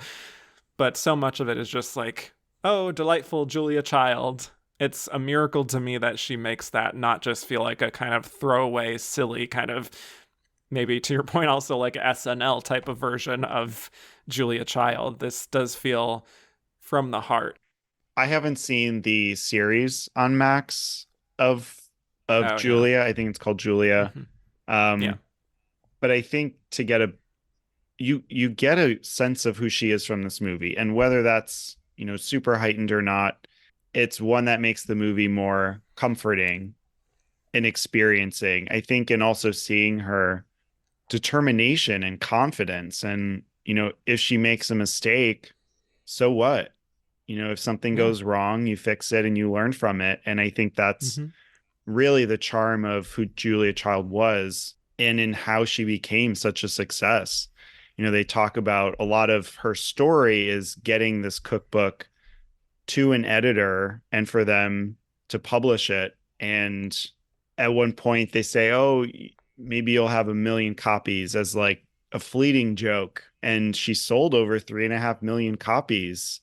And, the relationships throughout that publication weren't so great and they ended early. But I think that just speaks to her power and laterally to Meryl Streep, and in how she can Yeah. portray such a character and a presence and just a person in history that I think everybody knows. Even if you didn't grow up watching her cooking shows, you get a sense of who Julia Child is or her importance. I mean, I love to Yeah. cook, and I think that adds to maybe why I love this character more and this performance for Meryl.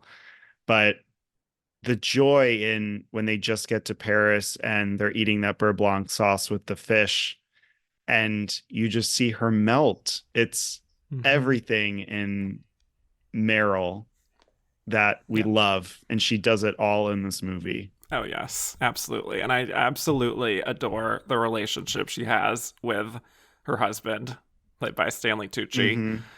And it's just, I think, one of her best on screen, partnerships that she's ever had, her and Stanley. And just even like that discussion they have at dinner about her just being bored and not knowing what to do and like feeling like she's just a housewife with nothing to do. And he says, "What is it you really like to do?" And just without missing a beat, she's like, "Eat." And she just like bursts out laughing. It's just so infectious, I think. And she kind of just stumbles onto this idea of cooking as a hobby, but is, of course, realizing there aren't any French cookbooks in English. And there's this kind of hungry, for lack of a better word, kind of look in her eyes of just needing to channel all of this outsized energy she has into something, and it might as well be this thing that brings so many people joy, which is food. So yeah, the whole sequence of like her attending the cooking school I think is really fun, Mm-hmm. which is like it's this class of only men and her, and she's so inexperienced at first and she's like struggling to really keep up. But I love all the goofy little physicality she has at those scenes and her playfulness with the other actors there, and how they are always like judging her, and the way she plays off of them and gives them the dirty looks and everything. And I love all those moments where she starts to exceed expectations, like when she's like chopping the onions faster than anyone, and she kind of like pumps her fist in the air and like tilts her head back in this very fun way. Like a lot of this is kind of broad comedic stuff, but it is so on point and it never feels like caricature or too goofy. Mm-hmm. She is just a very outsized personality, and there are people like that in the world, and she was that, and she channels that beautifully. So Yeah, it's overcoming the adversity mm-hmm. and then finding the joy and the purpose in that too. I love all of even with Simone Beck, when she's with Mm. her writers, and there's just so much comedy in this. And she does it, I think, in terms of this nomination, so effortlessly that it feels like it's just embedded in her persona. And again, that's Meryl. I mean, she's been around for a while, this number 16. It's it's a performance that I also wouldn't expect her to get a nomination. I think if it were anybody else Mm. but Meryl, we wouldn't be talking about this movie. So I think it's something special that she has, that she gets across the love, the comedy, the desire to succeed. And again, I mean, we've mentioned throughout most of these nominations, it's a human feeling and a want. And that's really the core of this story of connection and purpose in life, is having that and finding it. And, in the end, I cried when she gets the letter, and you can't Yeah. help but be swept away with all of it. Hmm. Yeah. I mean, I got emotional even watching that dinner that she has with Paul on Valentine's Day. And they've got all their little paper red hearts on their chests and everything. And Yeah. he tells the other dinner guests about his love for Julia, and she just like takes a moment just like listening to him, and then she makes that motion with her heart The beating. heart. Oh, It's I just love that. so lovely. Just Hmm. that pure expression of love that I've always loved. And of course, all her sequences with like Jane Lynch as her sister Dorothy, who's incredibly tall, of course, as we know Jane Lynch to be.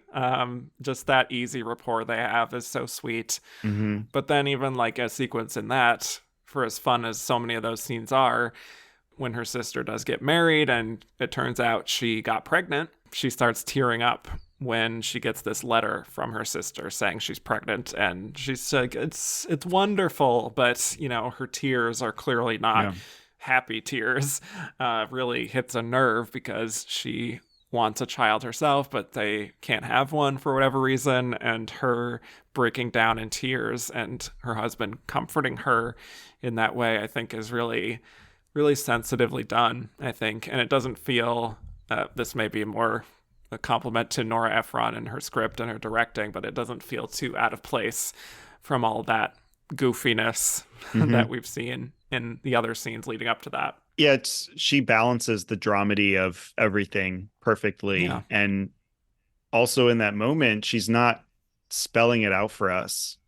She gets this right. letter and they mention kids, but they don't have to say like, "Oh, I can't have kids," and that's why she's crying. It's just all in Right. the eyes and how she holds the letter, and it's a lot with her hands and her body Mm, movements that I really really love.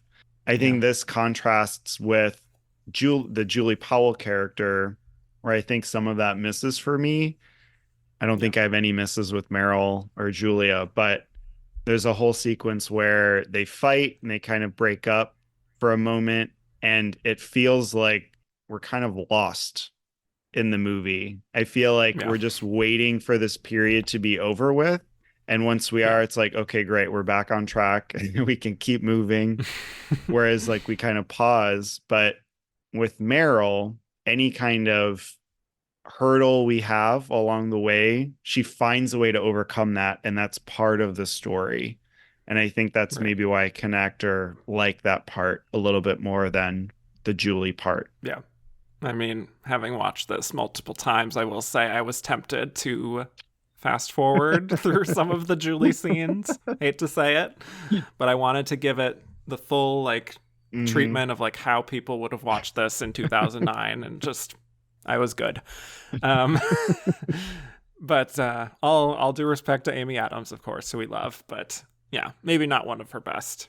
She does put in a valiant effort though, with a very difficult character, I would say. Hmm. But yeah, the sheer emotion on Meryl's face when she does read the letter that her book is going to be published, I think is so beautiful, and her being so touched that the editor loves it. Hmm. Just the added emphasis she puts on that line is really very real. Like a lot of writers, myself included, will have moments like that of someone truly connecting to the thing that they've written about and loved, and having other people love it sort of equally is a really incredible moment. Yeah. And she really channels that. Of course, there are complications after that where they say the book is too long and all this stuff, but when it gets to the end and they do eventually publish her book, and she just melts and she has tears in her eyes, and also is like showing love to Paul for sticking through this all with her. Mm-hmm. It's so sweet, just the gratitude and the joy of finding her passion, finding her calling. Mm-hmm. So, as cheesy as a lot of this may sound, I think it really works within the context of this very sweet and earnest little movie. Yeah, So. I love that panic that she has. She like can't stand still and she's waving her arms. And then we cut to after the movie. Once the movie ends, I love that it's like a one take from the museum into the final scene with her when she gets her first book. And again, that panicked joy in finally having her book in her hands while she's in her kitchen. It's just like such a bittersweet, a wholehearty moment to end the movie on. And again, I think it's one that like the score plays into really well and really sweeps you off your feet, along with this like romantic French aura and setting that we're put in with her storyline. Yeah, so it's a really, really sweet performance, sweet movie. One of my favorite Meryl performances of this era, especially. So maybe it would have been nice to have her win her third Oscar for this. I've been saying this since Devil Wears Prada. Would have been nice if she won for that. Would have been nice if she won for Doubt. Would have been nice if she won for this. All right, well, shall we get to our winner? Much to discuss. Last but not least, yes. Yes. Well, in some eyes, last but least.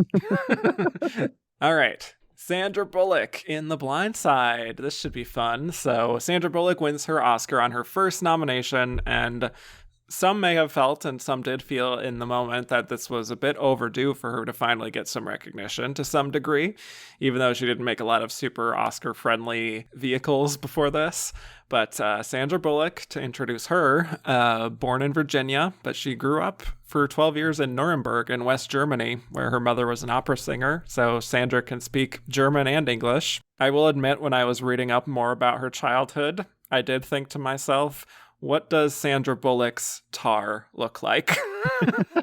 Just imagining her speaking German. You know what I mean? Would have been fun to see. Different flavor of tar. But give it to us. Yes. Anyway, she eventually moves to New York and got her foot in the door in the TV movie Bionic Showdown. She did independent films, smaller films, TV shows, until her big movie breakout in Speed in 1994 opposite Keanu Reeves, which really launched her in a huge way, and she was pretty much a leading actress from there on out. She did While You Were Sleeping, The Net, A Time to Kill, Practical Magic. She was compared to Julia Roberts in this era, and she started to really emerge as a America's sweetheart type, especially when she's continuing into the 2000s in films like Miss Congeniality, 2 Weeks Notice. She was one of the stars of Crash, playing a very racist woman, a very interesting character for her to take on, but I think it sort of maybe showed Hollywood a more serious side, obviously starring in a Best Picture winner, but there wasn't too much Oscar feeling after that, other than maybe Infamous, where she played Harper Lee, but that was kind of in the shadow of Capote, so that didn't really pan out. She was in The Lake House, Premonition, and then 2009 was this huge career peak where, just like Meryl, she has her big, fun box office summer with The Proposal, big success, and then in the winter, she had The Blind Side, which was also a box office smash, like huge smash, like top 10 of the year kind of smash, which some people may forget, but it also got her awards attention on a more serious level than ever before. She had gotten like Golden Globe nominations in the past, but this was, I would say, probably her first time in real serious contention on the Academy's radar, and the industry obviously loved that and loved her and gave her this win. So The Blind Side is based on the true story of Michael Orr, who grew up in Tennessee in foster care and moved from house to house because of his mother's drug addiction, but eventually a friend enlists him in this school with the hope of him playing football. So while he's walking down the street one day, this interior designer named Leanne Toohey, played by Sandra Bullock, gets out of her car to talk to him, realizes he has nowhere to go, and decides to let him stay at her and her family's house. So over time, he develops his skills as a football player to the extent that college colleges come out to recruit him to play for their teams. And this is all with guidance from Leanne and her family. And she is also facing a bit of tension from her friends who are a bit dubious about her intentions with having Michael stay at their house. So yeah, let's get right into it here, Nick. What is your relationship with Miss Sandra Bullock as an actress and her Oscar win? I was going to say, this movie, just having seen it in 2009, that's my relationship with it, and rewatching it for this. But I love Sandra Bullock, and it still surprises me that this is her first nomination, because I feel like we know her as an actress from so many movies before this. And obviously her career continues and she wins this Oscar and probably has different opportunities, but it's those early movies that I think I love most. My favorite one that I return to, comfort movie, absolutely, is Miss Congeniality. Could probably at one point quote that entire movie from start to finish.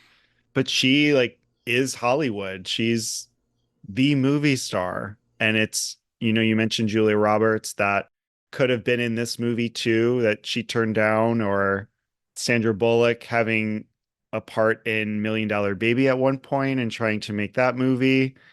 So it's, even in those actresses and movies, she's at the core of everything we love about movies in Hollywood. So she's one that I've watched time and time again, and I know she hasn't acted as much lately, but I will always watch anything with Sandra Bullock in it.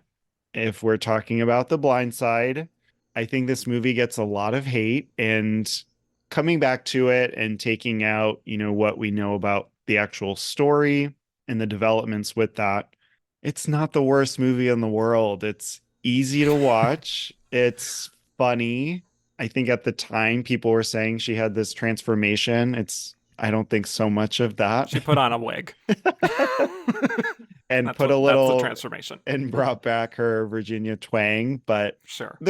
She's not doing a whole lot. But I think it is a story worth rooting for, in that you're rooting for Michael and her persistence and wanting him to succeed, getting him the schooling that he needs and deserves.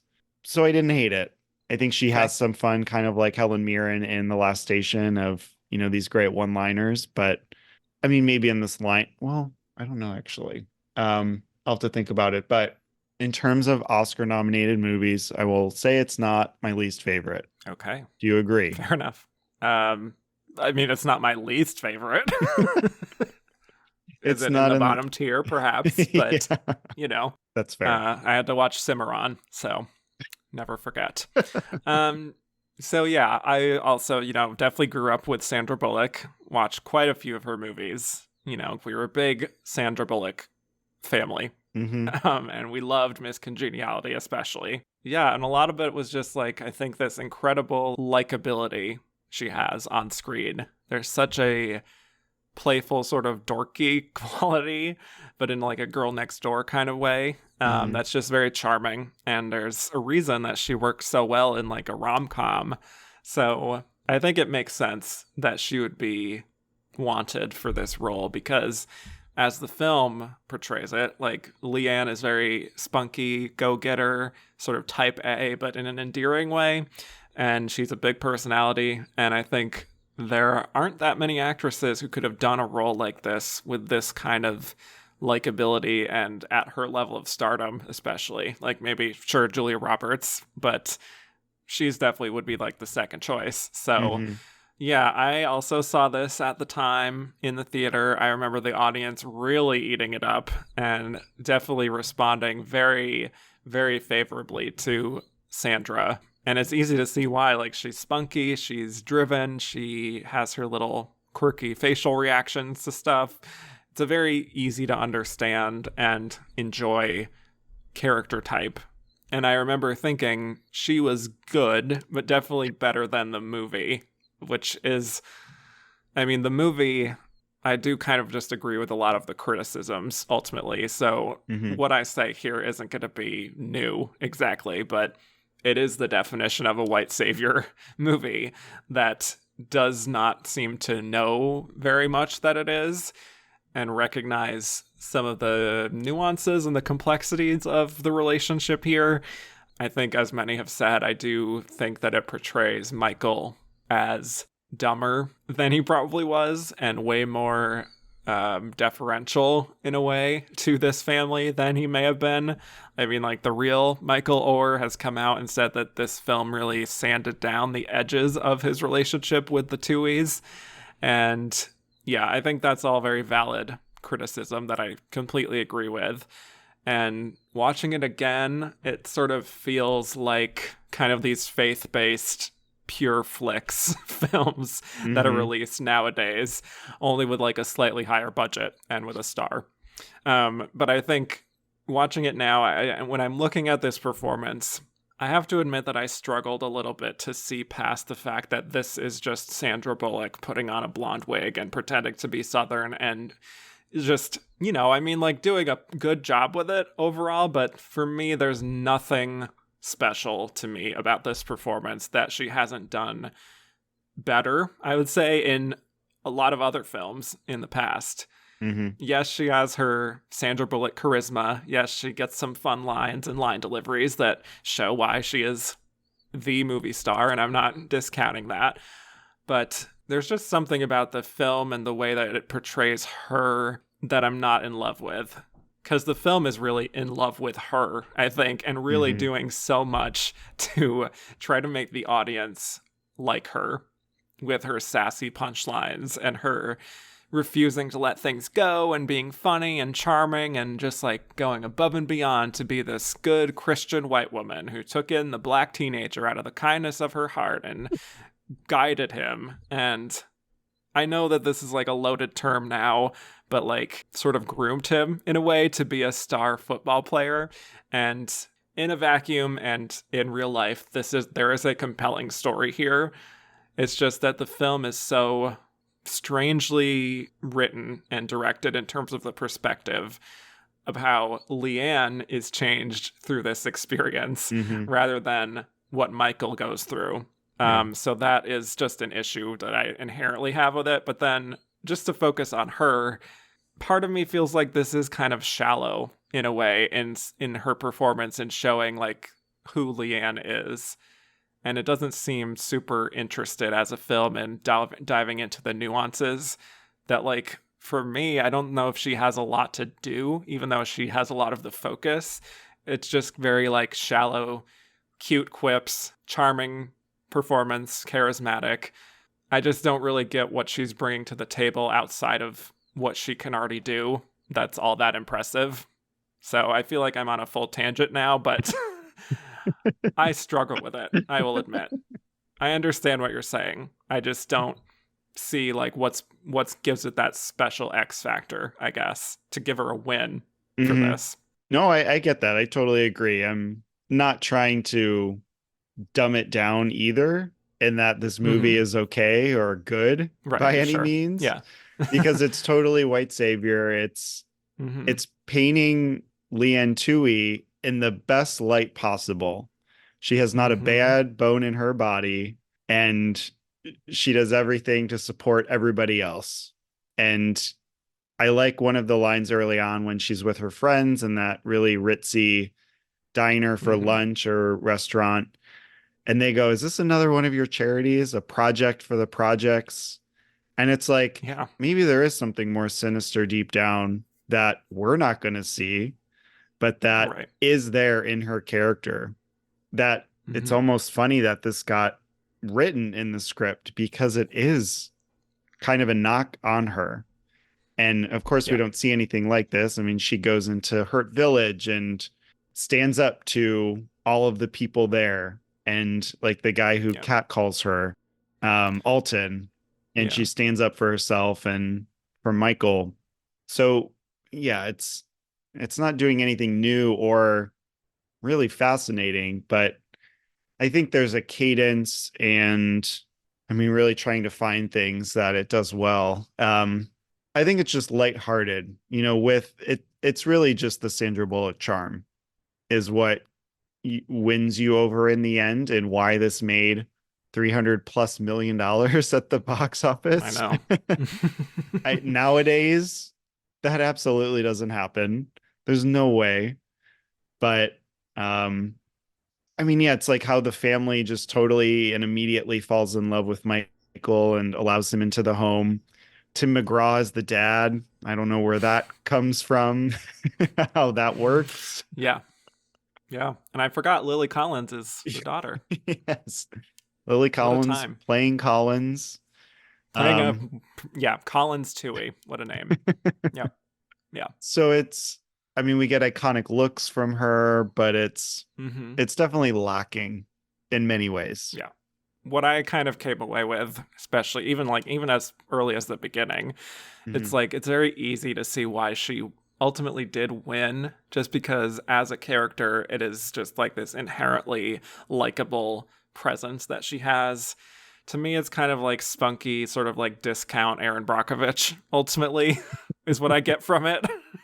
It's like, here comes this woman who doesn't take no for an answer, very alpha energy, Mhm. and, there's this inherent charisma there.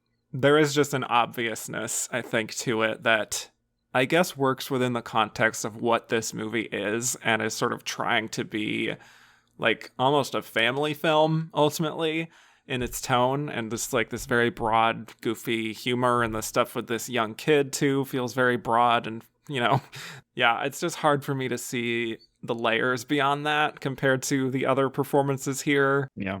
And I think even with the sort of stuff with her girlfriends at her little restaurant, that part of it feels very like trying to set Leanne up as, okay, she's one of the good ones in Mhm. her community. Like, here are these cartoonish women that she is friends with. All of them classic privileged white women talking about their trivial lives, and they are casually like insulting her for even taking this on. And I do like when one of them asks if this is a white guilt thing, which is like, oh, this is interesting. Maybe we can explore this a little more, but then it's pretty much dropped after Yeah. that. And it makes it into this like, you go girl sort of teachable moment that Mhm. Leanne gives to the other women. And I do want to stop down on this line that is just, I remember in the trailer, I remember it being played so much. This one exchange of dialogue, which I absolutely hate, Mhm. which is when one of her friends says, "You're changing that boy's life." And then she says, without a hint of irony, "No, he's changing mine." It's almost like some 30 Rock skit playing out.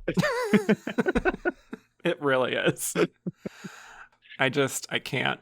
I mean, that is the whole problem with the film, is that Mhm. she's centering herself ultimately. Yeah. And that is what the film is more interested in.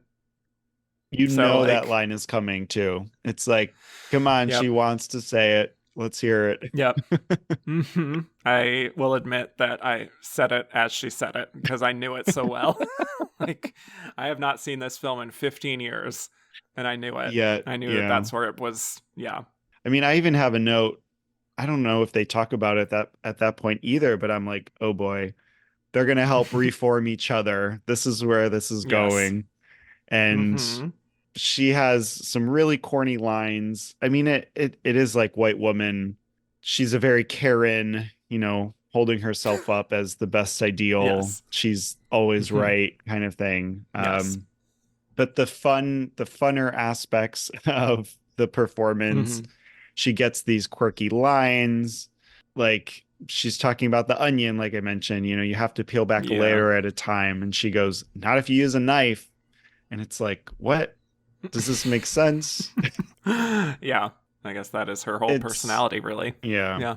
It's interesting. I mean, I do think there's some interesting sort of complexity in her kind of like showing that she wants to really commit to this and like not give up on Michael, to the point that even when they give him a truck, and he gets in this accident while they're out with her young son Hmm. who gets injured, and you can tell that like she wants to be angry, Hmm. but she knows that that kind of response would not be helpful in this situation. So it's like she kind of forgives him and like shows him a lot of grace. I think that is this interesting sort of push and pull in terms of her restraining herself, which she doesn't do very often in her life, as we've seen, because she's always like speaking to Karen, like she has a very like, I would like to speak to the manager kind of energy. She does. Yes. So, when she does get to show some restraint, that is where I take more notice of what she's doing. As a win, it just, and looking back, obviously, I mean, it just feels like it was meant to be for this, because it's almost like the entire movie, apart from all the narratives, it's like it's built on moments of her reacting and like being either shocked to how poorly Michael was treated growing up, or responses that he says and her being aghast. And like when he says he's never grew up with a bed. Right. And it's just, it flashes to her close up, she's teary-eyed, or she's like sitting down having to reckon with this idea, and someone is outside listening. It's just, there's so much of that's cheesy, but I think in an Oscar baity way works, unfortunately. But that's what the movie, it's all about her. Yeah. Or it's her standing up to when they're playing football and the dad of a player from the other team is heckling them and saying, "Oh, who is that?" And she goes, "Yo, Deliverance," and turns around and says, "That's my son, number 74 or whatever." It's like, okay, we get it. You're proud that he's now performing and doing well, and that you coached him to do such a thing too. Right. Which is, as Michael has said, the real Michael, not really based in reality, because the film portrays it as like, they had to teach him the rules of football, basically, for him to even do any of this. But in reality, he has said like he very much knew what football was before meeting this family, even if the film is making it be like, oh, this family just taught him everything. So that's regrettable. But I feel like we finally do get somewhere interesting after he is scouted to play at a bunch of colleges, and he selects the University of Mississippi, which so happens to be the school that Leanne and her husband went to, and that his tutor even went to. Tutor, played by Kathy Bates, randomly shows up here out of nowhere, which is always fun. But Miss Sue. Yeah, so the NCAA is kind of like suspecting that they kind of took advantage of him maybe, or persuaded him to attend the school, and how maybe that could set a precedent for families to do the same thing. And we do see Leanne kind of reckoning with whether she actually kind of like unknowingly did persuade him in a way that crossed the line. And in her performance, I think, again, we see a little bit of that nuance, where you can see that it really takes her aback a little bit and makes her have some actual self-reflection, because she thought, oh, I'm just being a good Christian woman. So that is interesting. But for me, again, it just doesn't really go super deep into it or have much insight or know what to do with that, because I think the film is just so focused on making this a generic sort of inspirational story that, it just lays there on the surface. So that's ultimately my issue with the performance, is that it is good, classic Sandra Bullock doing her thing. I just don't really think it rises above anything beyond what she's already done, like I've already said. So, yeah. I mean, looking at, Gravity even, I mean, two movies that are hated on by some people, or maybe performances, but that I really like Gravity. Yeah, me too. I feel like she even has more to do in that movie, range-wise. Yeah, and very different from what she's done before. Yeah. Yeah, I mean, a little disappointing, but again, I understand that this is a turn for her to the more dramatic, and she still captures some of that comedy that we love in her, and with the drama, and showed us that she can do both, despite the story that was given to her. Yes, well said. Okay, I think we should just get into this Oscar race here and discuss why we think she won. So to set up the awards leading up to the Oscars, the Critics Awards, As you may suspect, there were no real major wins for Sandra Bullock. Not really a critics type of movie, necessarily. But Meryl Streep won the New York Film Critics Award, and she won a few other critics awards. Gabourey Sidibe won the Independent Spirit Award. Helen Mirren didn't really win much of anything, but was definitely a nomination type of thing everywhere. But the real champion of the critics was Carey Mulligan, who won at National Board of Review, Chicago, Washington, just like all over the place. So then for the major precursors, that is where Sandra Bullock emerged. And she won at Critics' Choice, Golden Globe for Drama, SAG. So that really made her the clear frontrunner. But Meryl Streep also did very well for herself too, where she also won the Critics Award in a tie with Sandra. Likely thing to happen at the Critics' Choice Awards, a tie for Best Actress. And she also won a Golden Globe, but in the comedy musical category. And Carey Mulligan won at BAFTA. So that was kind of the lay of the land. In terms of nominations, Meryl, Carey, Gabby were all nominated everywhere at all the major precursors. Sandra was not even nominated at BAFTA, but maybe that could have been an eligibility thing. I'm not sure. Maybe it just didn't translate across the pond.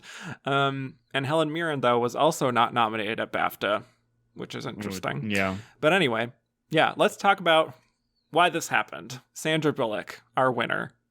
What do we think? I think looking back, it is her first nomination, like Gabourey and Carey, but them being first-time younger actresses are, they're two people that we don't know what they're capable of. We haven't seen any works from them, so it makes sense that they don't win, but that they get acknowledged for what they've done. Meryl. I mean, she's, I would say, probably the best thing about this movie and incredibly memorable. Why not nominate her? And if she won the Golden Globe, that totally makes sense. Helen not being at BAFTA, that does surprise me a bit. I don't know. Not being there, unless it's, again, category confusion of sorts that I would have. But yeah, Sandra giving us a different turn, being somewhat overdue for a nomination, maybe not for any particular works that, like you said, would actually win an Oscar. Right. But I think, finally getting in and winning does make sense among this collection where Meryl wasn't winning for other performances, even the year prior in Doubt, and Helen had just won a few years prior also for the Queen. Yeah, I think for me, this is all due respect to Sandra Bullock, but she said it directly in her speech. Did I really earn this, or did I just wear you all down? I know this sounds very cynical, and I know this sounds like me injecting my own bias into this. This is a campaign win. This is a career win to a certain extent. This is a we really like you win, And I'm sure a lot of people obviously found a lot of value in her performance, and I am okay with disagreeing on those merits, but she really, really put in the work. She was very upfront about her not really being an Oscar darling in the past and made all that seem very relatable and charming. Her film, which is a very important factor, I think, was, again, like a massive hit, peaking at the right time, too, right in the winter. And this was their first real opportunity to reward someone who had been putting in the work for, 15 years? Very likable star who a lot of people had worked with, doing a decent enough transformation to make it seem like a stretch. I also think another factor that is interesting is that this was a late contender here. Like, I was looking at nomination predictions from like September, October even. She wasn't even listed as like a long shot. Wow. Like, this was a very organic thing that happened very quickly, where everyone was just like, Sandra Bullock, this is our chosen one this year, like at the very end. I do appreciate whenever it feels like an organic thing that people just respond to a performance when the film comes out, as you have done on your show. Like, we do love our like year in advance Oscar predictions. that, these roles look good on paper, and it's like, oh, Meryl Streep is doing Julia Child. She'll probably get a nomination. No one really saw this coming for Sandra Bullock, Wow. and for this movie even. And so when it did happen, it just kind of like caught like wildfire. So I think that is an important factor to think about, maybe, is that it just like peaked at the absolute right time, and people were like really into this idea of finally making Sandra, an Oscar champ. Yeah, no, it's so interesting. I'm thinking about how most of this decade, and I mean, since then, we're also talking about biopics and how important they are. And yeah, many of these wins so many are biopics. And if if we're just looking at November, December before this movie comes out, in terms of predictions, Sandy's not there. Is it Meryl Streep for Julie and Julia? Is she the front runner? Yeah. Wow. Yeah. I mean, it was her and Carey Mulligan and Gabourey Sidibe who were always thought to be like, okay, these are the three definites from like months in advance. Yeah. And then here comes Sandy right at the end. I wonder really fascinating. Yeah, I wonder what chance Gabourey and Carey actually had. Because to me, it's a Meryl Sandy face off. I think it's pretty close, but I think Carey and Gabourey also have smaller chances, but yeah, they're not out of the race completely. No, they're both in Best Picture nominees. Precious won Supporting Actress and Adapted Screenplay, so clearly they love the film. I mean, like Helen Mirren is like one of the clearest fifth places that I've ever seen in this decade, at least. All due respect. Right. Going from like award sweep a few years prior to like kind of, this sounds pejorative, but like filler nominee. Right. Like number 5. So then like Gabourey, I feel like she didn't have, oddly enough, a whole lot of narrative momentum. She just wasn't really winning a lot leading up to it. But I do think, they really loved the movie enough that I'm sure she got a lot of votes.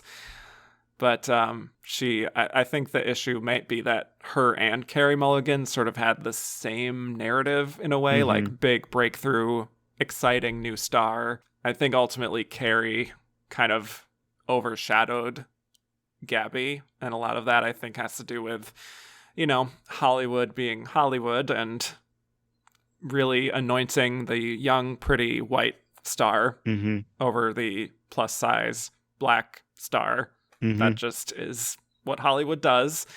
So I think for both of those, it was kind of like welcome to the club type of stuff.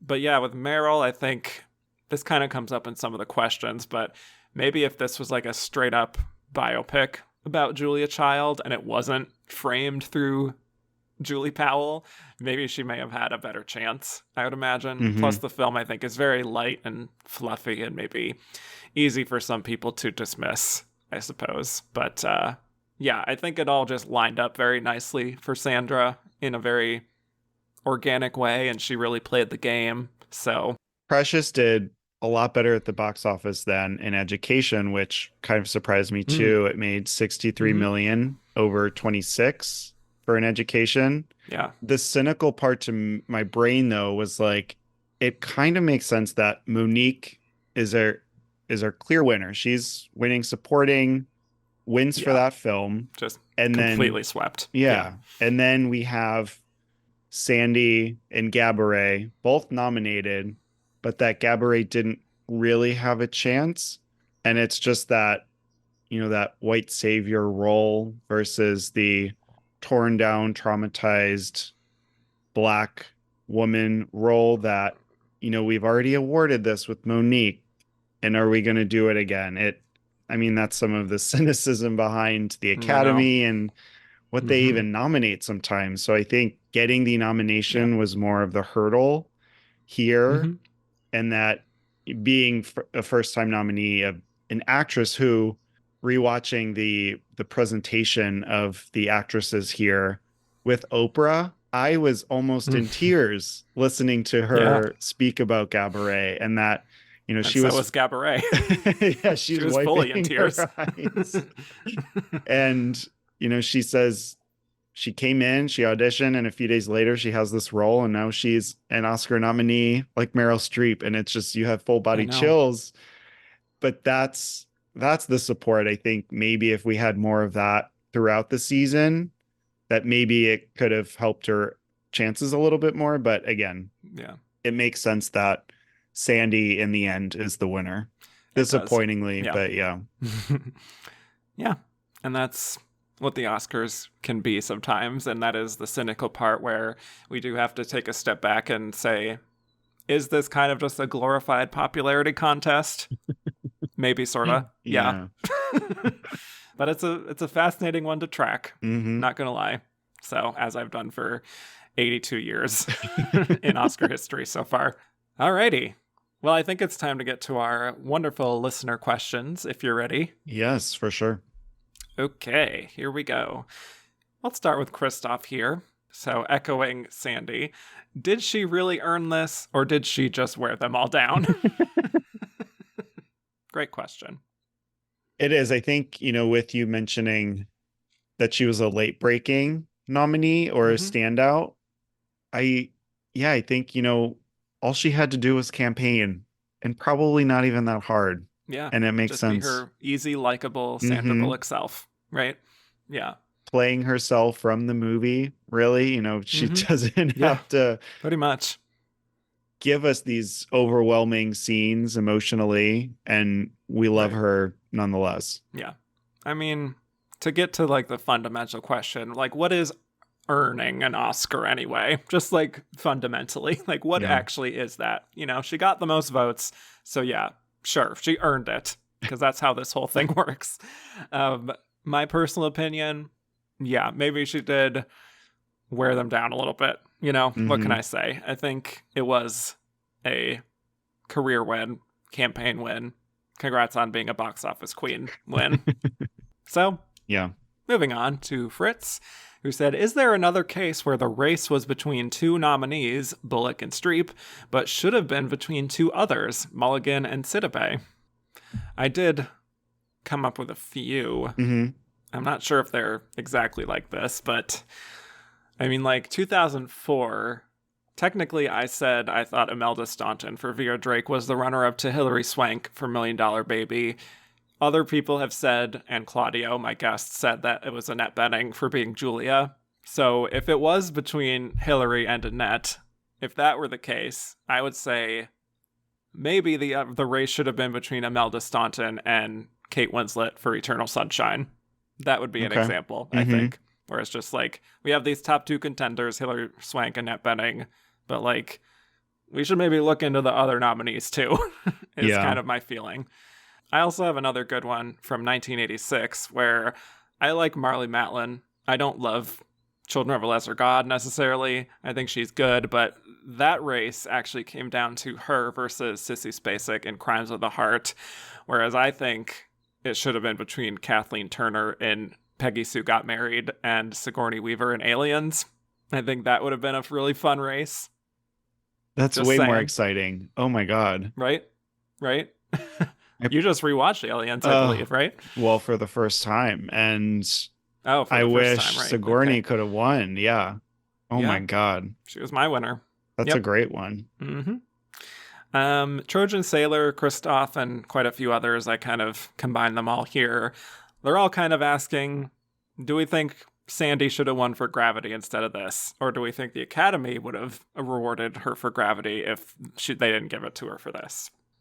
I think it could have been close, but I still think it's Cate Blanchett's Oscar for Blue Jasmine. I mean, Me too. The Woody Allen controversy aside, it's that I remember seeing was just like such a powerhouse of a performance that no matter what Gravity is, I mean, if it's, the runner-up that year as Best Picture, it's just like, I still think Sandy loses. Yeah. And I also don't know how much the Academy regrets or had regrets in this time period after her win. I think she was a popular star, winning for a very popular performance. And I know a lot of people say she should have or could have won for Gravity, but I will just preview my thoughts for that 2013 episode by saying that performance is just not like a typical Academy winning performance in terms of Yeah. a win, at least. Like, sure, a nomination makes sense, but like that's not really an Oscar type of win, in my opinion. Yeah. I don't know Quality aside. percentage wise either of like screen time, if that has anything to do with her, but her like howling is like her big moment. Yes, true. Versus Kate, who That'll is be a fun one just to revisit. does everything. Yeah. Right. Andy Bayless said, back in the day, I incorrectly predicted Gabourey Sidibe for the win here and stated that Sandra Bullock's dress was not an Oscar-winning dress. It obviously was. What are your favorite dresses won by Oscar-winning actresses on the night they won? Ooh. Well, I have quite a few. I mean, I think Marion Cotillard's dress, which is like very mermaid-inspired, I think that's incredible. Halle Berry's dress, I think, is pretty iconic. Meryl in gold for her Iron Lady win. She's like the only person who wore gold and actually won. So, just saying. I don't know if you have any that come to mind. I would say Natalie Portman. She was pregnant when she won, right? Oh, yeah. Super pregnant. I mean, that's a stunning dress. I remember that.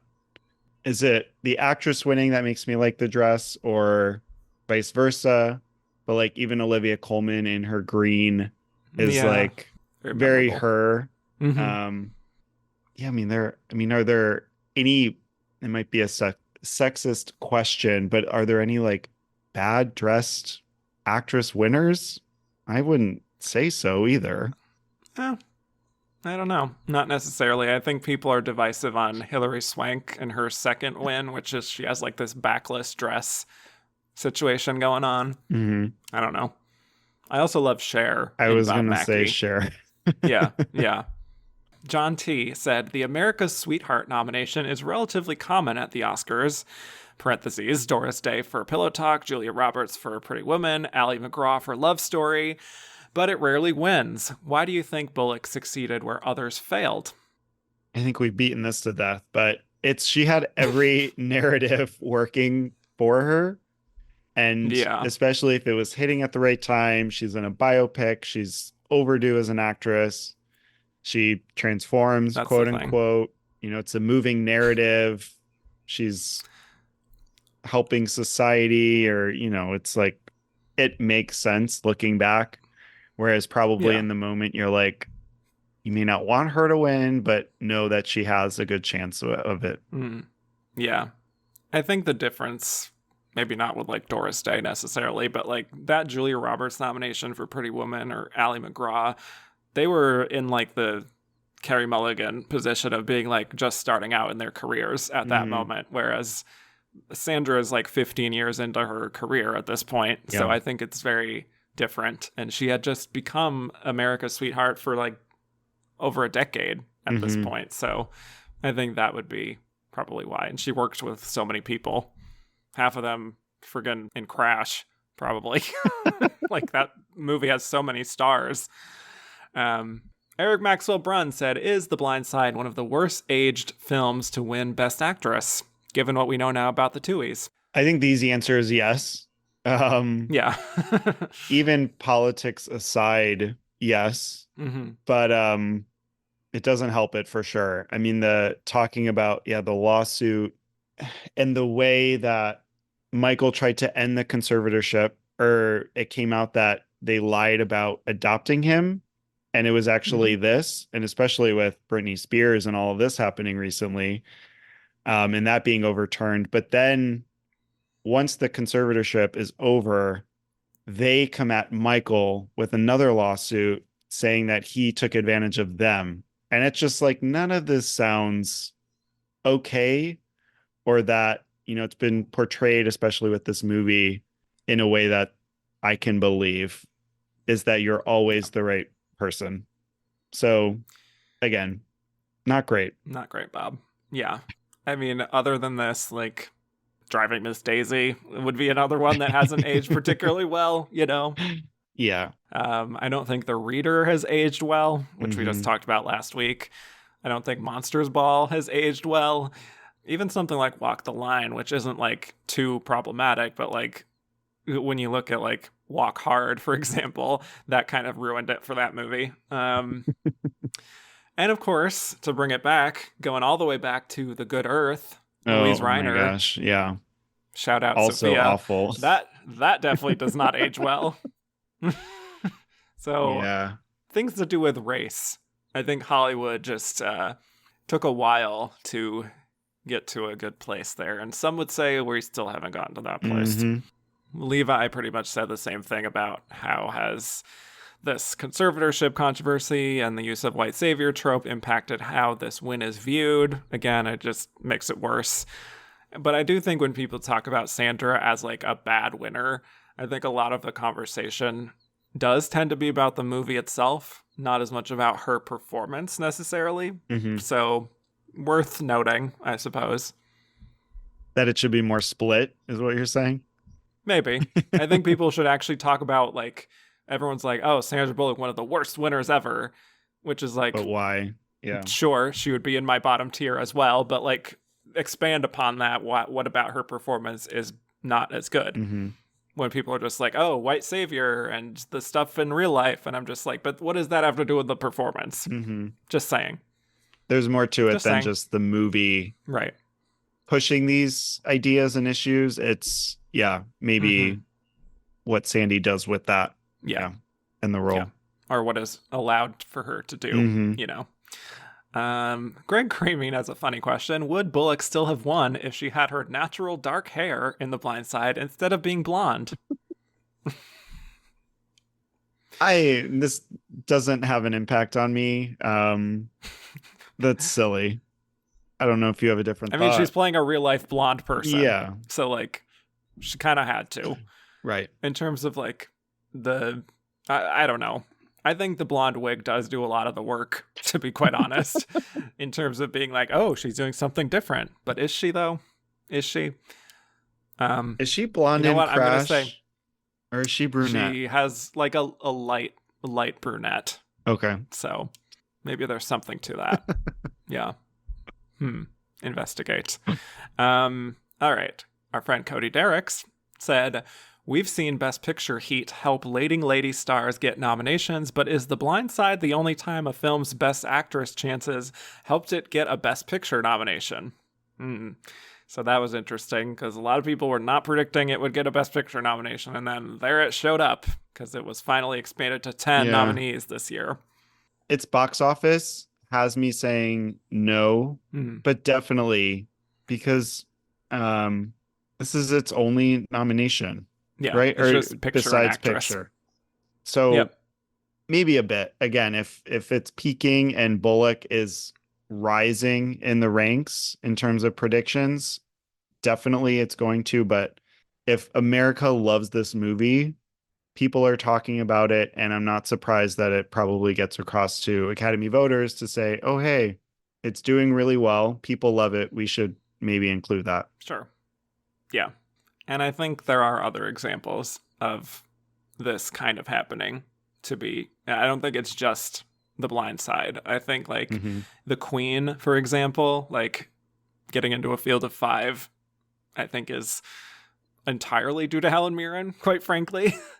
A movie that we've talked about, Nick, way in the past, Coal Miner's Daughter. Coal Miner's Daughter, like that getting a Best Picture nomination, I think is a lot off the strength of Sissy's performance, perhaps, wouldn't you say?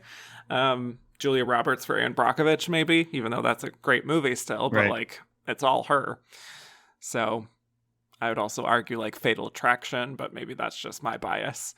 Or Born Yesterday, actually. I think that's another good one. That is a good one. I think it's a lot of her performance that maybe carried that to a picture nomination. So I don't think it's the only time. Yeah. I agree. David Pusak said, it took me 5 hours to get through The Blind Side. Are there other performances that took you much longer than it should have to watch the movie?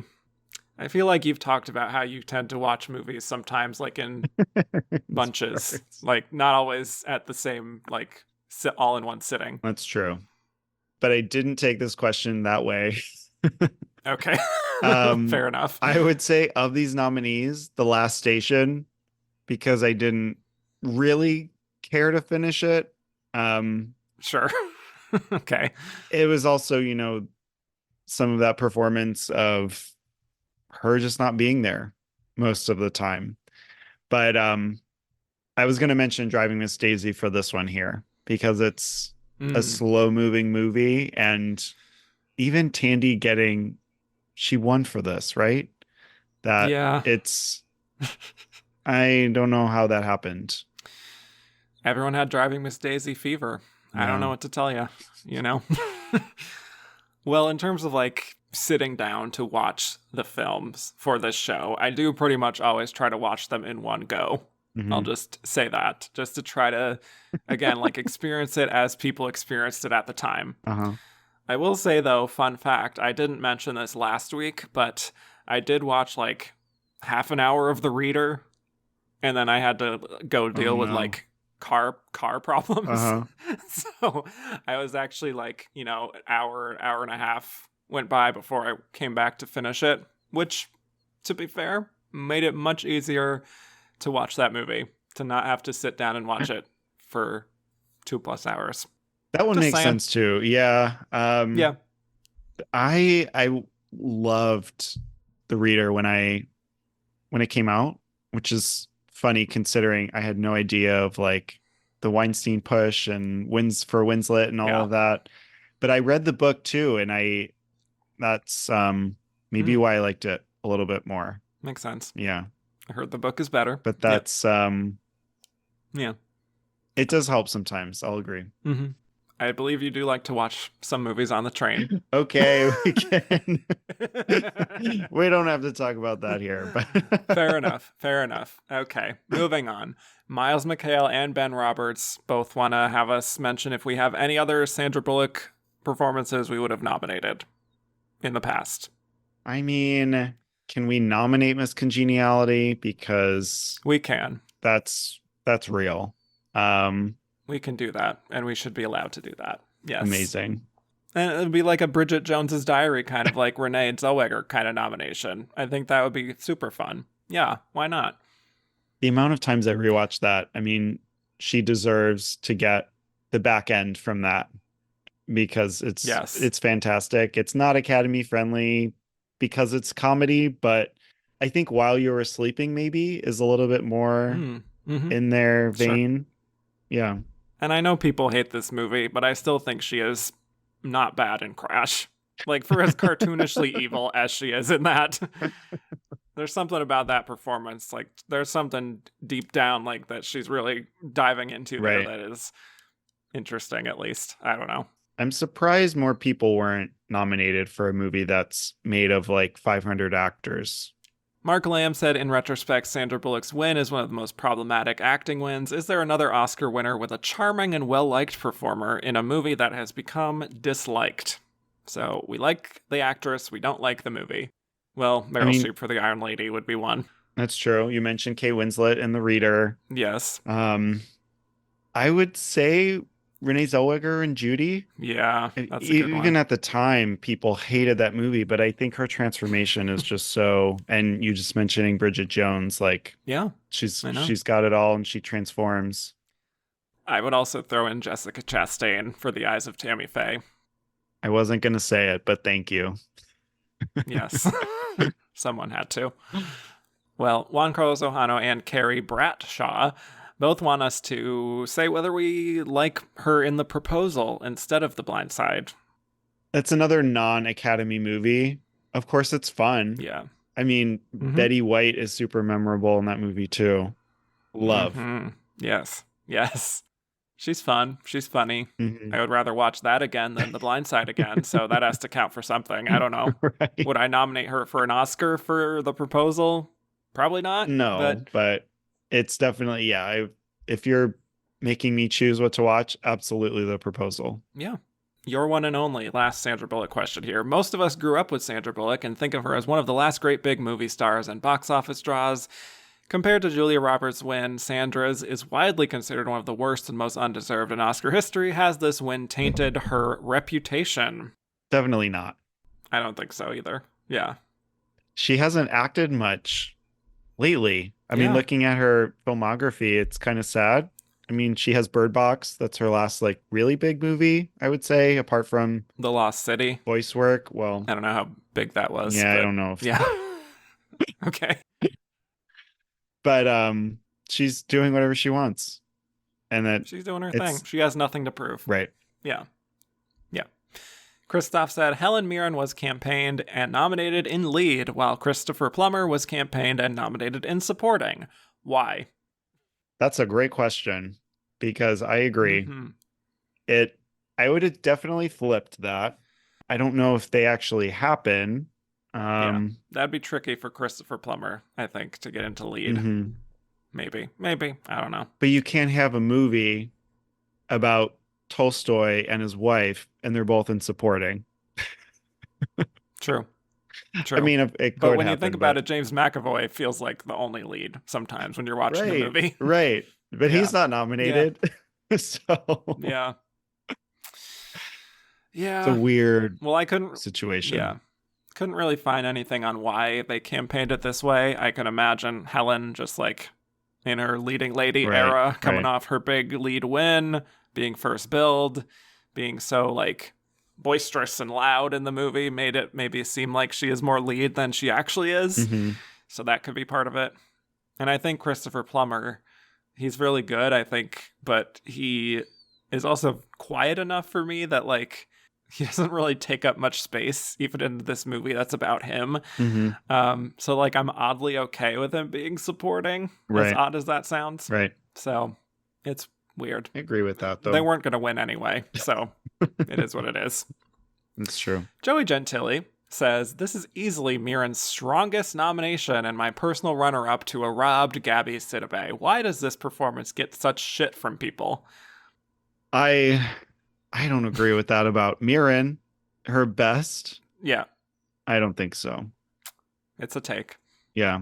Well, I don't know if it gets shit from people. I just think it doesn't get anything from people because, like, this movie doesn't exist. Right. It doesn't feel like people never talk about it. Yeah. I mean, and for good reason. Sure. Which I guess maybe every time I see it, I'm like, oh, that's real. And now that I've seen it, it's like, oh, that happened. Yep. Did we need it? I don't know.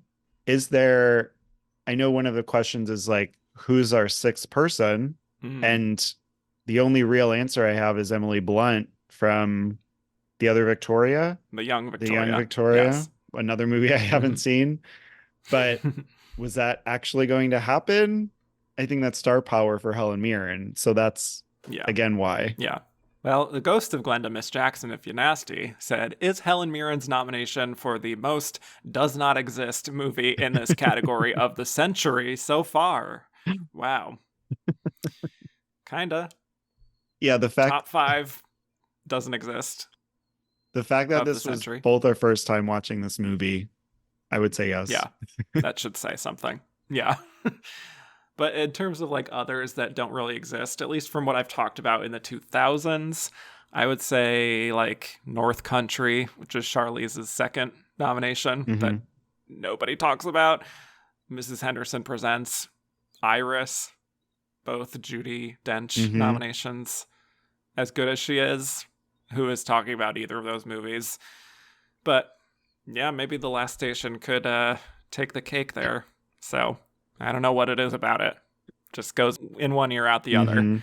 Miles McHale said, is Mirren's nomination akin to Meryl's Imperial nomination phase, but shorter lived? Yeah, so I think after The Queen, there may have been a feeling of like, okay, Helen Mirren, Oscar darling, here we go, getting nominations all the time, but it kind of just stopped here, which is interesting. I don't know why that is. I mean, she has... I think the roles or maybe just the Oscar baitiness of it kind of fades away. I mean, you look at something like Golda from last year where maybe that could have happened, but it was just a really poor release. And in the end, it was just makeup that got nominated. But it was like, we didn't see this movie all year and it came out, I think, early. Yeah. So it's like, even with a situation like that, it didn't work out for a few reasons. Yeah, she had a lot of possibilities in the 2010s, especially like Trumbo, and Hitchcock, these movies that seemed on paper like clear Academy possibilities, and she even got precursors. I just think they've always been in this kind of like filler nomination type of discussion. It's never felt like we need to get her another nomination finally. Like, what is that movie after The Last Station that people go to bat for as this should have been a nomination? I can't think of one, unfortunately. That's as true. great as she is. There's Women in Gold, but... Women in Gold, yeah. Still. Diego A. Cabrera, same kind of thing. Why hasn't she returned to this category, or the Oscars for that matter? Again, like, I don't know, maybe she's just taken for granted. Everyone expects Helen Mirren to be good. Yeah. No urgency, I suppose, to give her another nom. Captain Jimmy D, this is Helen's most recent nomination. Which performance after The Last Station should have been nominated? I don't mean to keep beating up on Helen Mirren, but I don't have one. I don't have one after this that she should have been nominated for. Yeah, it's... Do you? Well, I don't think I saw Hitchcock or Trumbo, and she had the most precursors for that. Right. But again, it's funny that those are both movies of men in Hollywood.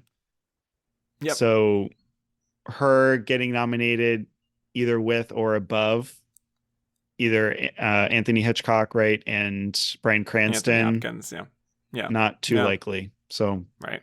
Yep. Well, Ethan David said rank Helen Mirren's Oscar nominations: The Madness of King George, Gosford Park, The Queen, and The Last Station. This is for you. I need to do some watching with Helen Mirren. Okay. It's been a long time since I've seen Gosford.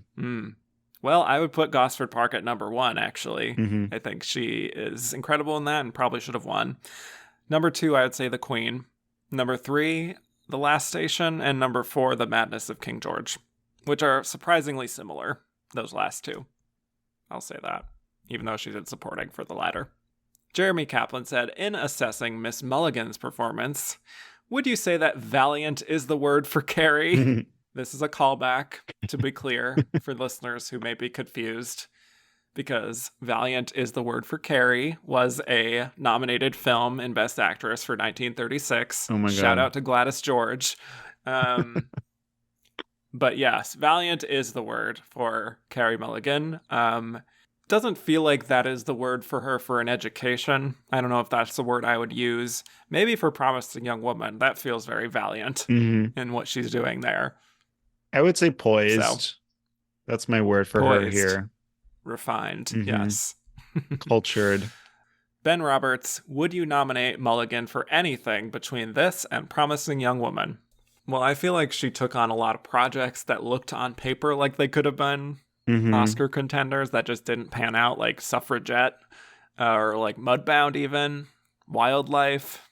I think Shame would be one for me that in supporting actress I would have liked to have seen her get in for. That's what it was. She had 2 that year too. She had Drive and Shame. Yeah. That she, I think, got attention for both of them, but she probably would have gotten in for Shame over Drive.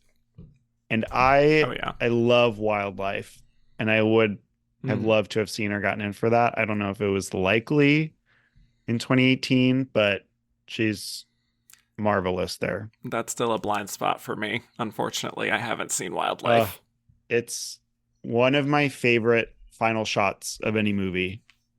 And I think Jake Gyllenhaal, but Paul Dano directing, it's a very quiet movie, but moving nonetheless. I feel like some people would also make a case for her in Inside Llewyn Davis. Yes, for sure. Yeah, she had quite a few. Mark Lamb said, did Precious's downbeat and upsetting plot make it too hard a watch for voters as opposed to the upbeat and positive Blind Side? And did that hurt Gabourey's Oscar chances? We've seen this happen again. It's, it happens time and again. I don't have an example, but may not be the only reason, but it definitely didn't help. I would actually argue that this past year where Emma Stone won over Lily Gladstone could have been a case of that, perhaps. Yeah. Colors of the Flower Moon, difficult to watch. Longer, yeah. I don't know. I just think voters just liked Sandra Bullock's narrative more, and they liked her movie, and it was fun to watch and easy, and hard to hate. Maybe some voters didn't even watch Precious. I don't know. Maybe they found it too difficult. Mm-hmm. I don't know. Or didn't Either want way, to. I think. But yeah. Right. Yeah. There was no beating Sandra. Your one and only said, if Gabourey Sidibe had won here, would her Oscar win be considered one of the best acting debuts and wins of the 21st century? I think with debuts, I think saying anything best of the 21st century is strongly worded, but I think it would be a great debut. I think we would have seen her in other movies by now if it had happened too. Yeah. It would have been an incredible Oscar moment, first of all. Like, just thinking about her being up on that stage in her film debut, winning Best Actress. It would have been amazing. And yeah, I would have loved to have seen her be considered more as a leading lady after this, which she wasn't really. But I think either way, it is considered one of the best debut performances, Oscar or not. So Christopher Perkins said Gabourey deserved to win alongside Monique. Which other movie mother-daughter pairings do you think should have won? I have a lot for this. A lot. A lot. First, I guess my favorite one I will say is Lady Bird. So Saoirse and Laurie would have been, yeah, more so because I was really hoping Laurie could have pulled it off in the end over Allison, but sadly no. Carey would have been my fun answer, along with Freaky Friday with Jamie and Lindsay, but Carey with Sissy and Piper, even though that was the Faye Dunaway and Network year. Yeah, that's tough. Which is hard, but yeah. Good ones. What about you? What do you have? I would also add Joan Crawford and Anne Blythe for Mildred Pierce. I'm also going to do a little loophole here and say Shirley MacLaine and Deborah Winger for Terms of Endearment, tying in Best Actress. Imagine that's a good Shirley one MacLaine too. having to tie with Deborah Winger, who she famously feuded with. Would have been great. Would have been a great moment. Just the energy on stage would be incredible. Who would get their thank yous in time? Well, I mean, Shirley is always going to be the one. So let's be real. Let's see. Matt Stillman said Oscar season would have been far more interesting if this had been a Mulligan versus Sidibe race, right? Yeah, we kind of talked about that a little bit, but yeah, just because they have such similar narratives, would have been fun to see how that played out. Yeah, nothing to add there. Love this one. Okay, Existential Rock said Gabourey Sidibe is the only one-time nominee in this lineup. We need to fix that. Which of these recent Best Actors winning directors should she collaborate with next? Yorgos Lanthimos, The Daniels, Michael Showalter, Chloe Zhao, or Rupert Gould? Not Rupert Gould from Judy. Oh boy. As much as I don't like the Eyes of Tammy Faye, I think Michael Showalter could show a fun side to her, like we kind of see in those cutaways, those dream sequences. Or Chloe Zhao. Where has she been? Bring her back. In a performance or movie like Nomadland, I think would be really exciting. Wow. Yeah. I would love if any of those directors worked with her, honestly. And I think she is such a naturally funny actress that, like, even the Daniels could have fun with Gabourey for something. Some kind of like a Jamie Lee Curtis in Everything Everywhere type of role for Gabourey would be incredible. I mean, I don't know how she would fit in a Yorgos Lanthimos movie, but like, I'd like to find out. Why not? I'd be a little worried, but yeah, as long as, given Kinds of Kindness, I'm usually a Lanthimos stan, and I'm a little hesitant now. Understandable. Steve, no, not that Steve, the other one, said, after the Oscars, Howard Stern viciously attacked Gabourey Sidibe on his radio show, insulting her appearance and saying she'd never work again. There was blowback, but it blew over pretty quickly. Would there be a stronger response to Stern's comments if he made them today? Probably hope to think so. Yeah. Yeah. I mean, with cancel culture wasn't a thing back then. Not like it was now. So I think it's definitely one where he either apologizes or something happens that even bad press in this case is good press for her and maybe helps her film either get more viewers or more votes. Yeah, I mean, I think this does speak to, unfortunately, the way some people talked about her in this era and the way she was treated. I would recommend people watch my friend Izzy from Be Kind Rewind, her video on this year, where she, again, talked about the very different responses to Carey Mulligan versus Gabourey Sidibe. And Gabby just was being talked about as like, can she sustain a career? Is this just a one-time thing? And it sort of became like this, honestly, like a self-fulfilling prophecy to a certain extent, where everyone was just saying, oh, maybe this is just a fluke. And kind of like in Howard Stern's case, insulting her appearance. And it's just icky, I think. I think she would have been treated much better nowadays if this had come out. Yeah. Your one and only said, this is another fun one. Past nominees Gabourey Sidibe, Kathy Bates, Jessica Lange, Angela Bassett, and hopeful future nominees Sarah Paulson all starred in American Horror Story Coven. Recast the 2009 nominees in the roles of Cordelia Good, Marie Laveau, Fiona Good, Delphine Lalaurie, and Queenie. Are you an American Horror Story fan? I watched the first few seasons. I do not rewatch Coven. It's not my favorite. I love the first season, but I did watch it. Yeah. This is like where we get into our unhinged territory, recasting all of the things. Oh, yes. I would say Carey Mulligan is Cordelia. So that's Sarah Paulson's role. Yes. Same.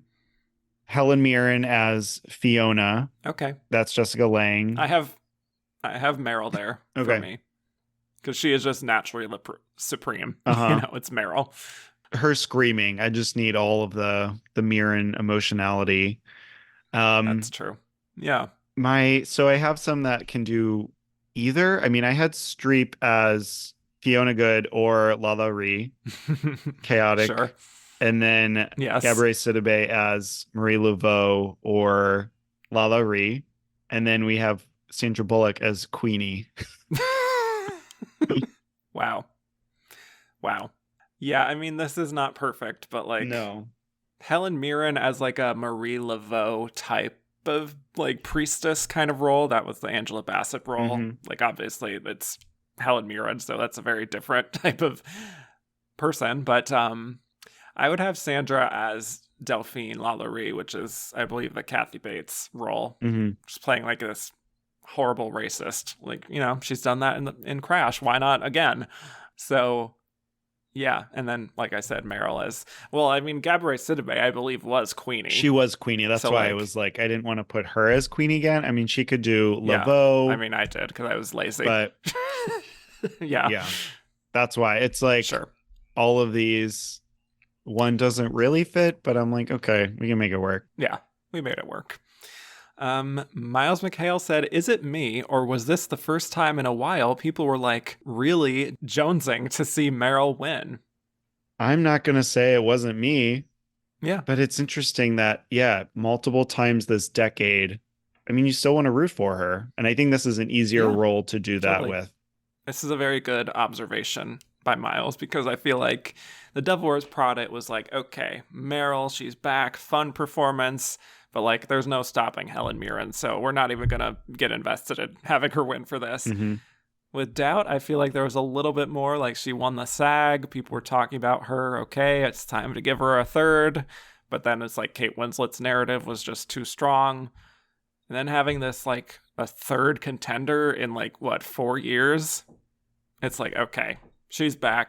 We need to do this. It's clear she's earned it year after year, putting in great work. Unfortunately, it's the fourth one that does it and not this one, but more on that in a few episodes. Yeah. Amar and Mark Lamb want to know if Meryl Streep would have had a better chance if this was just a biopic about Julia Child. Maybe slightly. I don't know. Do I want a more dramatic version of this? Not really, knowing that we have this. And I think the comedy, the lightheartedness works better with something like this, even though it means a shorter screen time. But maybe. Yeah. If she had more to do, more layers, I'm sure it would be she would still get nominated regardless. So maybe she would contend a little stronger, but again, there was no stopping Sandy this year, so who's to say? Juan Carlos Ojano and Andrew Carden both want to just know if we would have nominated It's Complicated over Julie and Julia. I am not an It's Complicated fan. Are you? I'm a solid enough, like I enjoy it. I don't go to bat for it necessarily, Okay. but like not offended by it. I think Julie and Julia was the right one. Mm-hmm. For her. I would have to rewatch. I mean, those are two icons, Nancy Myers and Nora Ephron. And Nora Ephron, I know. It was I think a more difficult role. I mean, she's going through a divorce, and that's something that kind of took me aback when I saw it way back when. So I'll have to revisit that and see. Well, our friend Sophia Simonello has a question here. In honor of Oscar Wilde, if you could give each of these films one Oscar, would you choose Best Actress for any of them? If so, which ones? Love this question. Love this tie-in to our episodes. I would, not for all of them, I would give it to Carey for An Education, yes, and Meryl Streep for Julie and Julia. The others I would change. Yeah, me too. But what Okay. what would you do? I mean, there's nothing else to recommend about The Blind Side than Sandra Bullock, so that's got to be that. Carey Mulligan, for sure. She is the movie. Meryl and Julia, kind of same thing. Helen Mirren in The Last Station, I don't know. Like maybe Christopher Plummer. Why not? Yeah. That would be nice to give him. But like I prefer him in Beginners. So for Precious, though, it is like so tough because Monique is such an incredible force in that movie that it would have to be supporting actress. Yeah. It's Monique for me for Precious. I have screenplay for The Blind Side. I mean, it's where, I mean, it's also the worst part of that movie too, but it's the funny one-liners that I was like, okay, fine. And Christopher Plummer for The Last Station. But I would shout out for Precious, Mariah Carey, because this is her best performance. And she even like nearly outacts Gabourey in that scene in The Office. And I love her for that. Yeah. I like when she says sweetie. Just with that little very New York tone. I don't know. I wish she would do more stuff like this. No. We need more dramatic Mariah Carey. Okay. Adam said recast the presenters for each nominee. Which is a great question because watching this, I'm like, okay, we have Stanley Tucci, who is a co-star, and then we have Forrest Whitaker, who directed Sandra in Hope Floats, and I'm like, these connections are getting a little weird. Yeah, I know. But I need to keep Oprah for Gabourey because that intro is perfect. For Sandra, I replaced Forrest with Mary Steenburgen, who also won before. I tried to keep it with actress winners, but they were co-stars in The Proposal, which was out this year. So I like that connection. I wanted to put Betty White, but she wasn't a member of the Academy until later. So fair enough. Okay. For Meryl, I put Shirley MacLaine as a Postcards from the Edge co-star, and she was a winner, obviously. For Carey, I have Emma Thompson co-star. Naturally. Yes. Yep. And then for Helen Mirren, I like the thought process here, but I went with Stephen Frears, kind of like the Forrest pick. He was nominated for The Grifters and directed Mirren and The Queen. Yeah. Good call.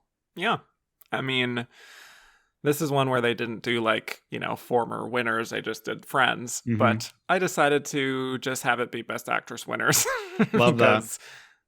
I enjoy that. So with that in mind, I think I would do Julia Roberts for Sandra Bullock. It's natural. Kate Winslet for Helen Mirren. Why not? If we're bringing back the previous year's winner, feels like the right fit.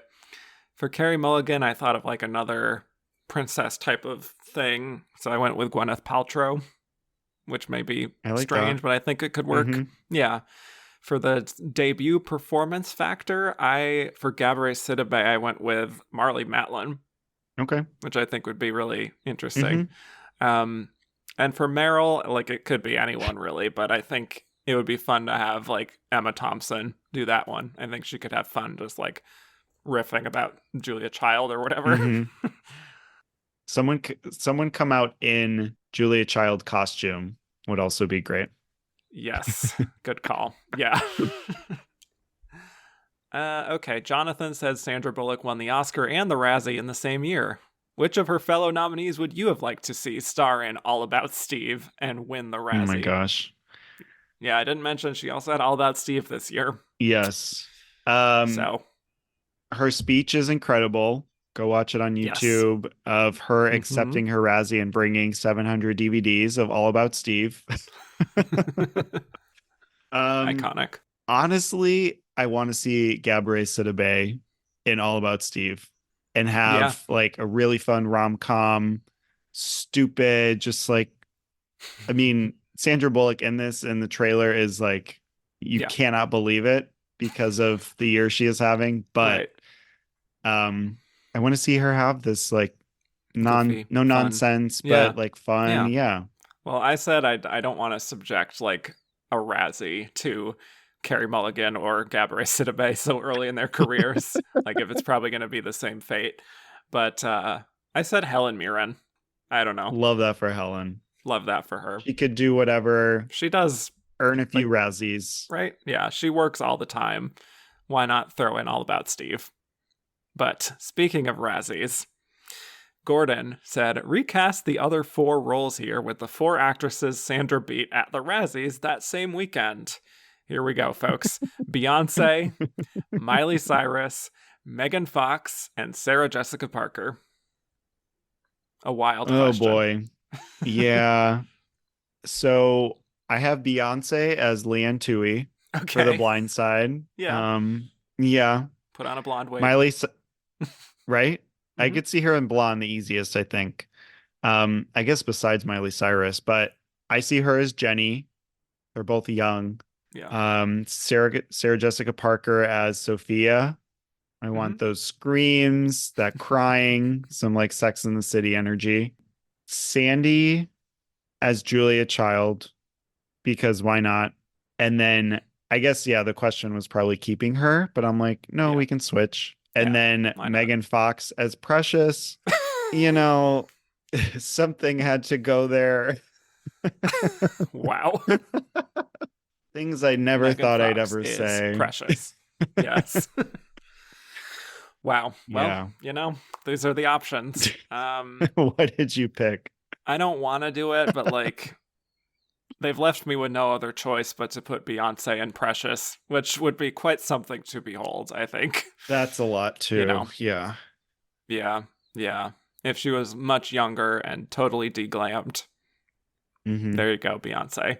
I said Sarah Jessica Parker in Julie and Julia. Oh my God. See, she could really do Leanne as well and play that white Leanne. Woman really well. Yeah. Oh, yes. Karen energy. Sure. Miley Cyrus, makes sense for an education. And Megan Fox, you're playing Leo Tolstoy's wife in The Last Station. I don't know. Those are my options. Very different movies. Indeed. Glorfindel of Gondolin said, I hate this year in film. I really like these 5 actresses, but good lord does this year leave a bad taste in my mouth. Erase this slate of nominees entirely and tell me 5 other performances you would have nominated from this year. Let's call this Operation Clean Slate. This is tough because they don't all deserve to be replaced, but I will do it anyway. So I have Charlotte Gainsborough for Antichrist. She won at Cannes for this year. So how the Oscars treat it now, that makes sense. Yeah, sure. Kim Hae-ya from Mother, the Bong Joon-ho film. Okay. Love this movie. She's incredible. I have Zoe Saldana for Avatar. Wow. Avatar's another big Best Picture nominee potential there. So nominate her despite the allegations that, animation or stop motion couldn't be nominated for her. And then I have Tilda Swinton in I Am Love, another of my favorites, and Audrey Tautou for Coco Before Chanel. Wow. What a good list. Very different list than what we have. Yeah, very. Yes, much more artsy. For fun, I just went with movies that I would feel the most fun having watched again. So I said Abby Cornish in Bright Star, Jane Campion film, of course. People have debated whether this is lead and supporting, but I'm going to say Melanie Laurent in Inglourious Bastards. I think she's a lead, personally. Marion Cotillard in 9. Best performance in that movie. Okay. Yep. Maya Rudolph in Away We Go. Good one. And finally, Megan Fox in Jennifer's Body. I just decided to have fun with this one. I guess I should have put in Isabella Furman for Orphan. For Orphan? Oh my God, yes. Robbed Queen. Yes. Also she a good convinced list. Me. Yeah. Thank you. Your list is probably technically better, but... Well, Lucas, Casey Chapman, and Gordon all want to know about Grey Gardens, which was a TV movie. If that got a theatrical release, how do we think Drew Barrymore and or Jessica Lange factor into this race? I think they were... So I haven't seen this adaptation. I'd seen the original documentary, but I think they were both run... Or Drew was... Lead. Were they always lead, or was Drew supporting in some cases? I think they were always lead. Wow, unless I'm mistaking it. I don't think they both get in, and even if Barrymore were in supporting, I still don't think she beats Monique. No, but I think maybe Jessica Lange would have been in the conversation. I think there's some potential there. I think they both would have been at least in the conversation. I think, from what I remember of the movie, that Drew Barrymore is more of a lead than Jessica Lange. But if that is the case, if they do Drew in lead and Jessica in supporting, I do think Jessica gets nominated for sure. Does Drew get nominated? Maybe. She does have an interesting sort of Sandra Bullock-esque narrative there, perhaps. What if this is a Sandra Bullock versus Drew Barrymore Oscar race? That would have been fun. Yeah. So I'll say, yeah. They could have both factored in, but she's not beating Sandra Bullock. So, yeah. So Juan Carlos Ojano, Ghost of Glenda, Miss Jack, Stiffy Nasty, Diego A. Cabrera, Steve No Nazi of the other one. They want to know about some snubs. Saoirse Ronan for The Lovely Bones. Marion Cotillard for 9. Melanie Laurent for Inglourious Bastards. Emily Blunt for The Young Victoria. I don't know. I'm just going to sum all this up because we're running long. About do we think they deserve to get nominated, and of course Juan Carlos Ojano wants to know who was 6th. You said, I think, Emily Blunt for The Young Victoria, and I think I agree with that. Yeah, and I think part of the other things were category confusion. Yeah. There are issues with those movies, just thinking of the Oscars of, with 9, there are so many actresses in there, and maybe voters don't know who to pick or just decide to not at all. I know Marion is nominated throughout the season, but Saoirse Ronan, this was her breakthrough. I think. Well, Atonement technically, but yeah. In lead, but in a leading role, yeah. Right. Yeah. So I don't think there's enough of that here either, even with Stanley Tucci getting nominated. So yeah. Joey Gentili said recast these 2000s Oscar talents and Karen Black in these roles. So we got Karen Black, Queen Latifah, Monique, Kathleen Keener, my God, and Michelle Williams. I'm assuming with Karen Black in the question, he wants her to be, I keep putting, he wants her to be Precious, so she's going to be Precious. Oh my God. I started recasting these roles as Mary and not Precious, and I'm like, wait, why am I doing this? That's so funny. Because of her presence in the movie. I did think there for a second. So Queen Latifah, she is Julia Child. Would love to see her. Monique is Sophia from The Last Station. Okay. That would be fun. Catherine Keener is Leanne Toohey from The Blind Side, and Michelle Williams feels like a natural fit for Jenny. Yeah. Well, I went with a young Queen Latifah in Precious. Right? You know, seems like something she could do, I suppose. Karen Black in The Last Station, just hamming it up like nobody's business. Michelle Williams, who sometimes people mistake for Carey Mulligan in An Education.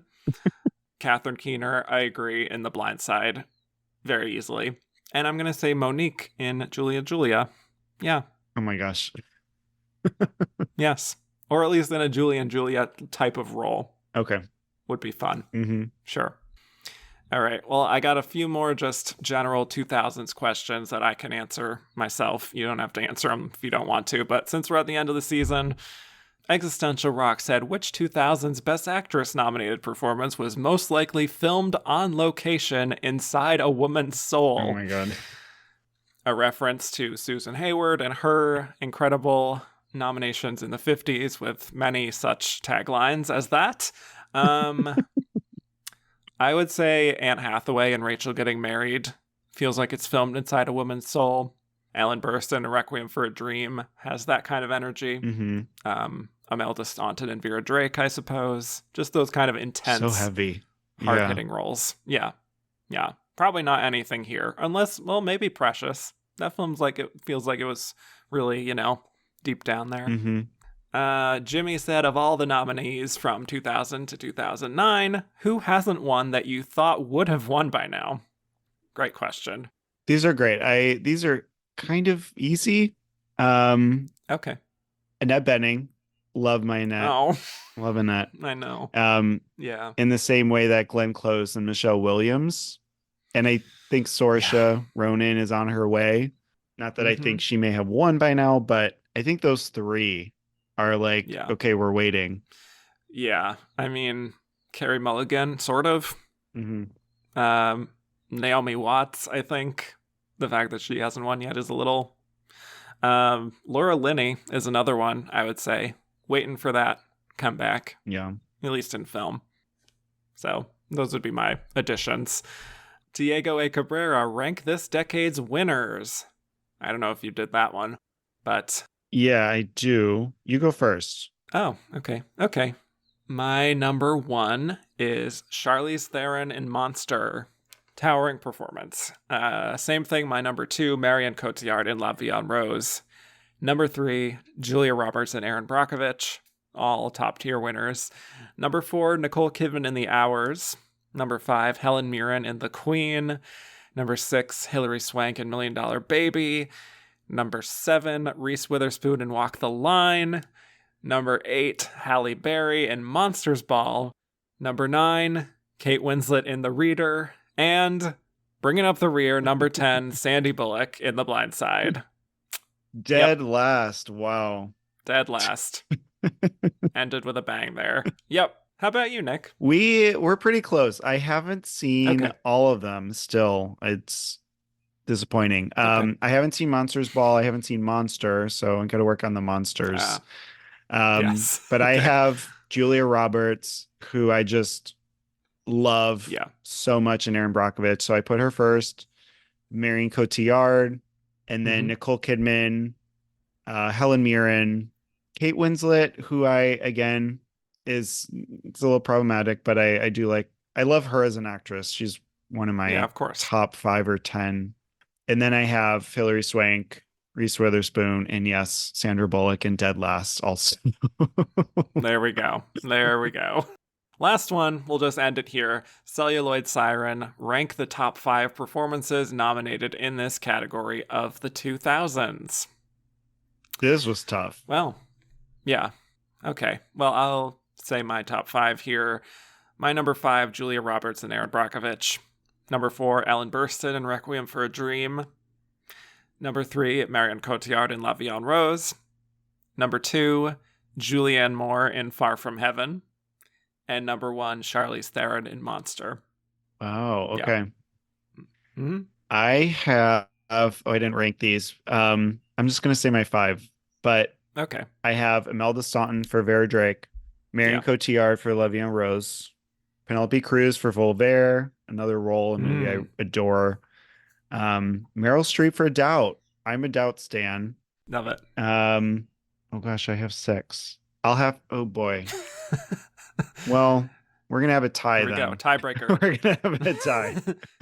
Okay. Julia Roberts for Erin Brockovich and Judi Dench for Notes on a Scandal. Yeah, I mean, most of those I have like 6 through 10. So it's like, it's a great decade. And it is. Obviously not all of them won. So like just nominated performances, very strong contenders. Well, here we go. Let's get to our final segment here where we will reveal who we think was the runner-up of this Best Actress race. Nick, I think you already said it at one point, but who do you think it was? Who I think it was, who I want it to be. Yes. I think it's Meryl Streep for Julie and Julia. Yeah, I agree. It was Meryl Streep. Once again, I said it for 2006, I said it for 2008, and I'm saying it again for 2009. She was always in that runner-up phase where it was always like, it could be Meryl, but it's probably going to be the person who ultimately won. Yeah. That was what everyone was saying. And especially for this, like such a Beatty performance, accent work once again, and she was just building that narrative. I think it is a very clear runner-up. So, yeah, but I could see a world where Gabby contended a little stronger, or Carey Mulligan. So, you never know. But I think after Meryl, it's pretty close. Yeah, definitely. Except for Helen, sorry. Except for Helen, yes. And none for Helen. Okay, so who would you have voted for from this lineup? I would have voted for Meryl. I don't know if we do ranked like Best Picture, but I'll just say Meryl. Yeah. Okay. She gets my vote. Yeah. Okay. What about you? I would have voted for Gabourey Sidibe. I think it is an incredible, astonishing performance, and the fact that it's a debut performance makes it all the more special to me. And I just would have loved to see her on that stage.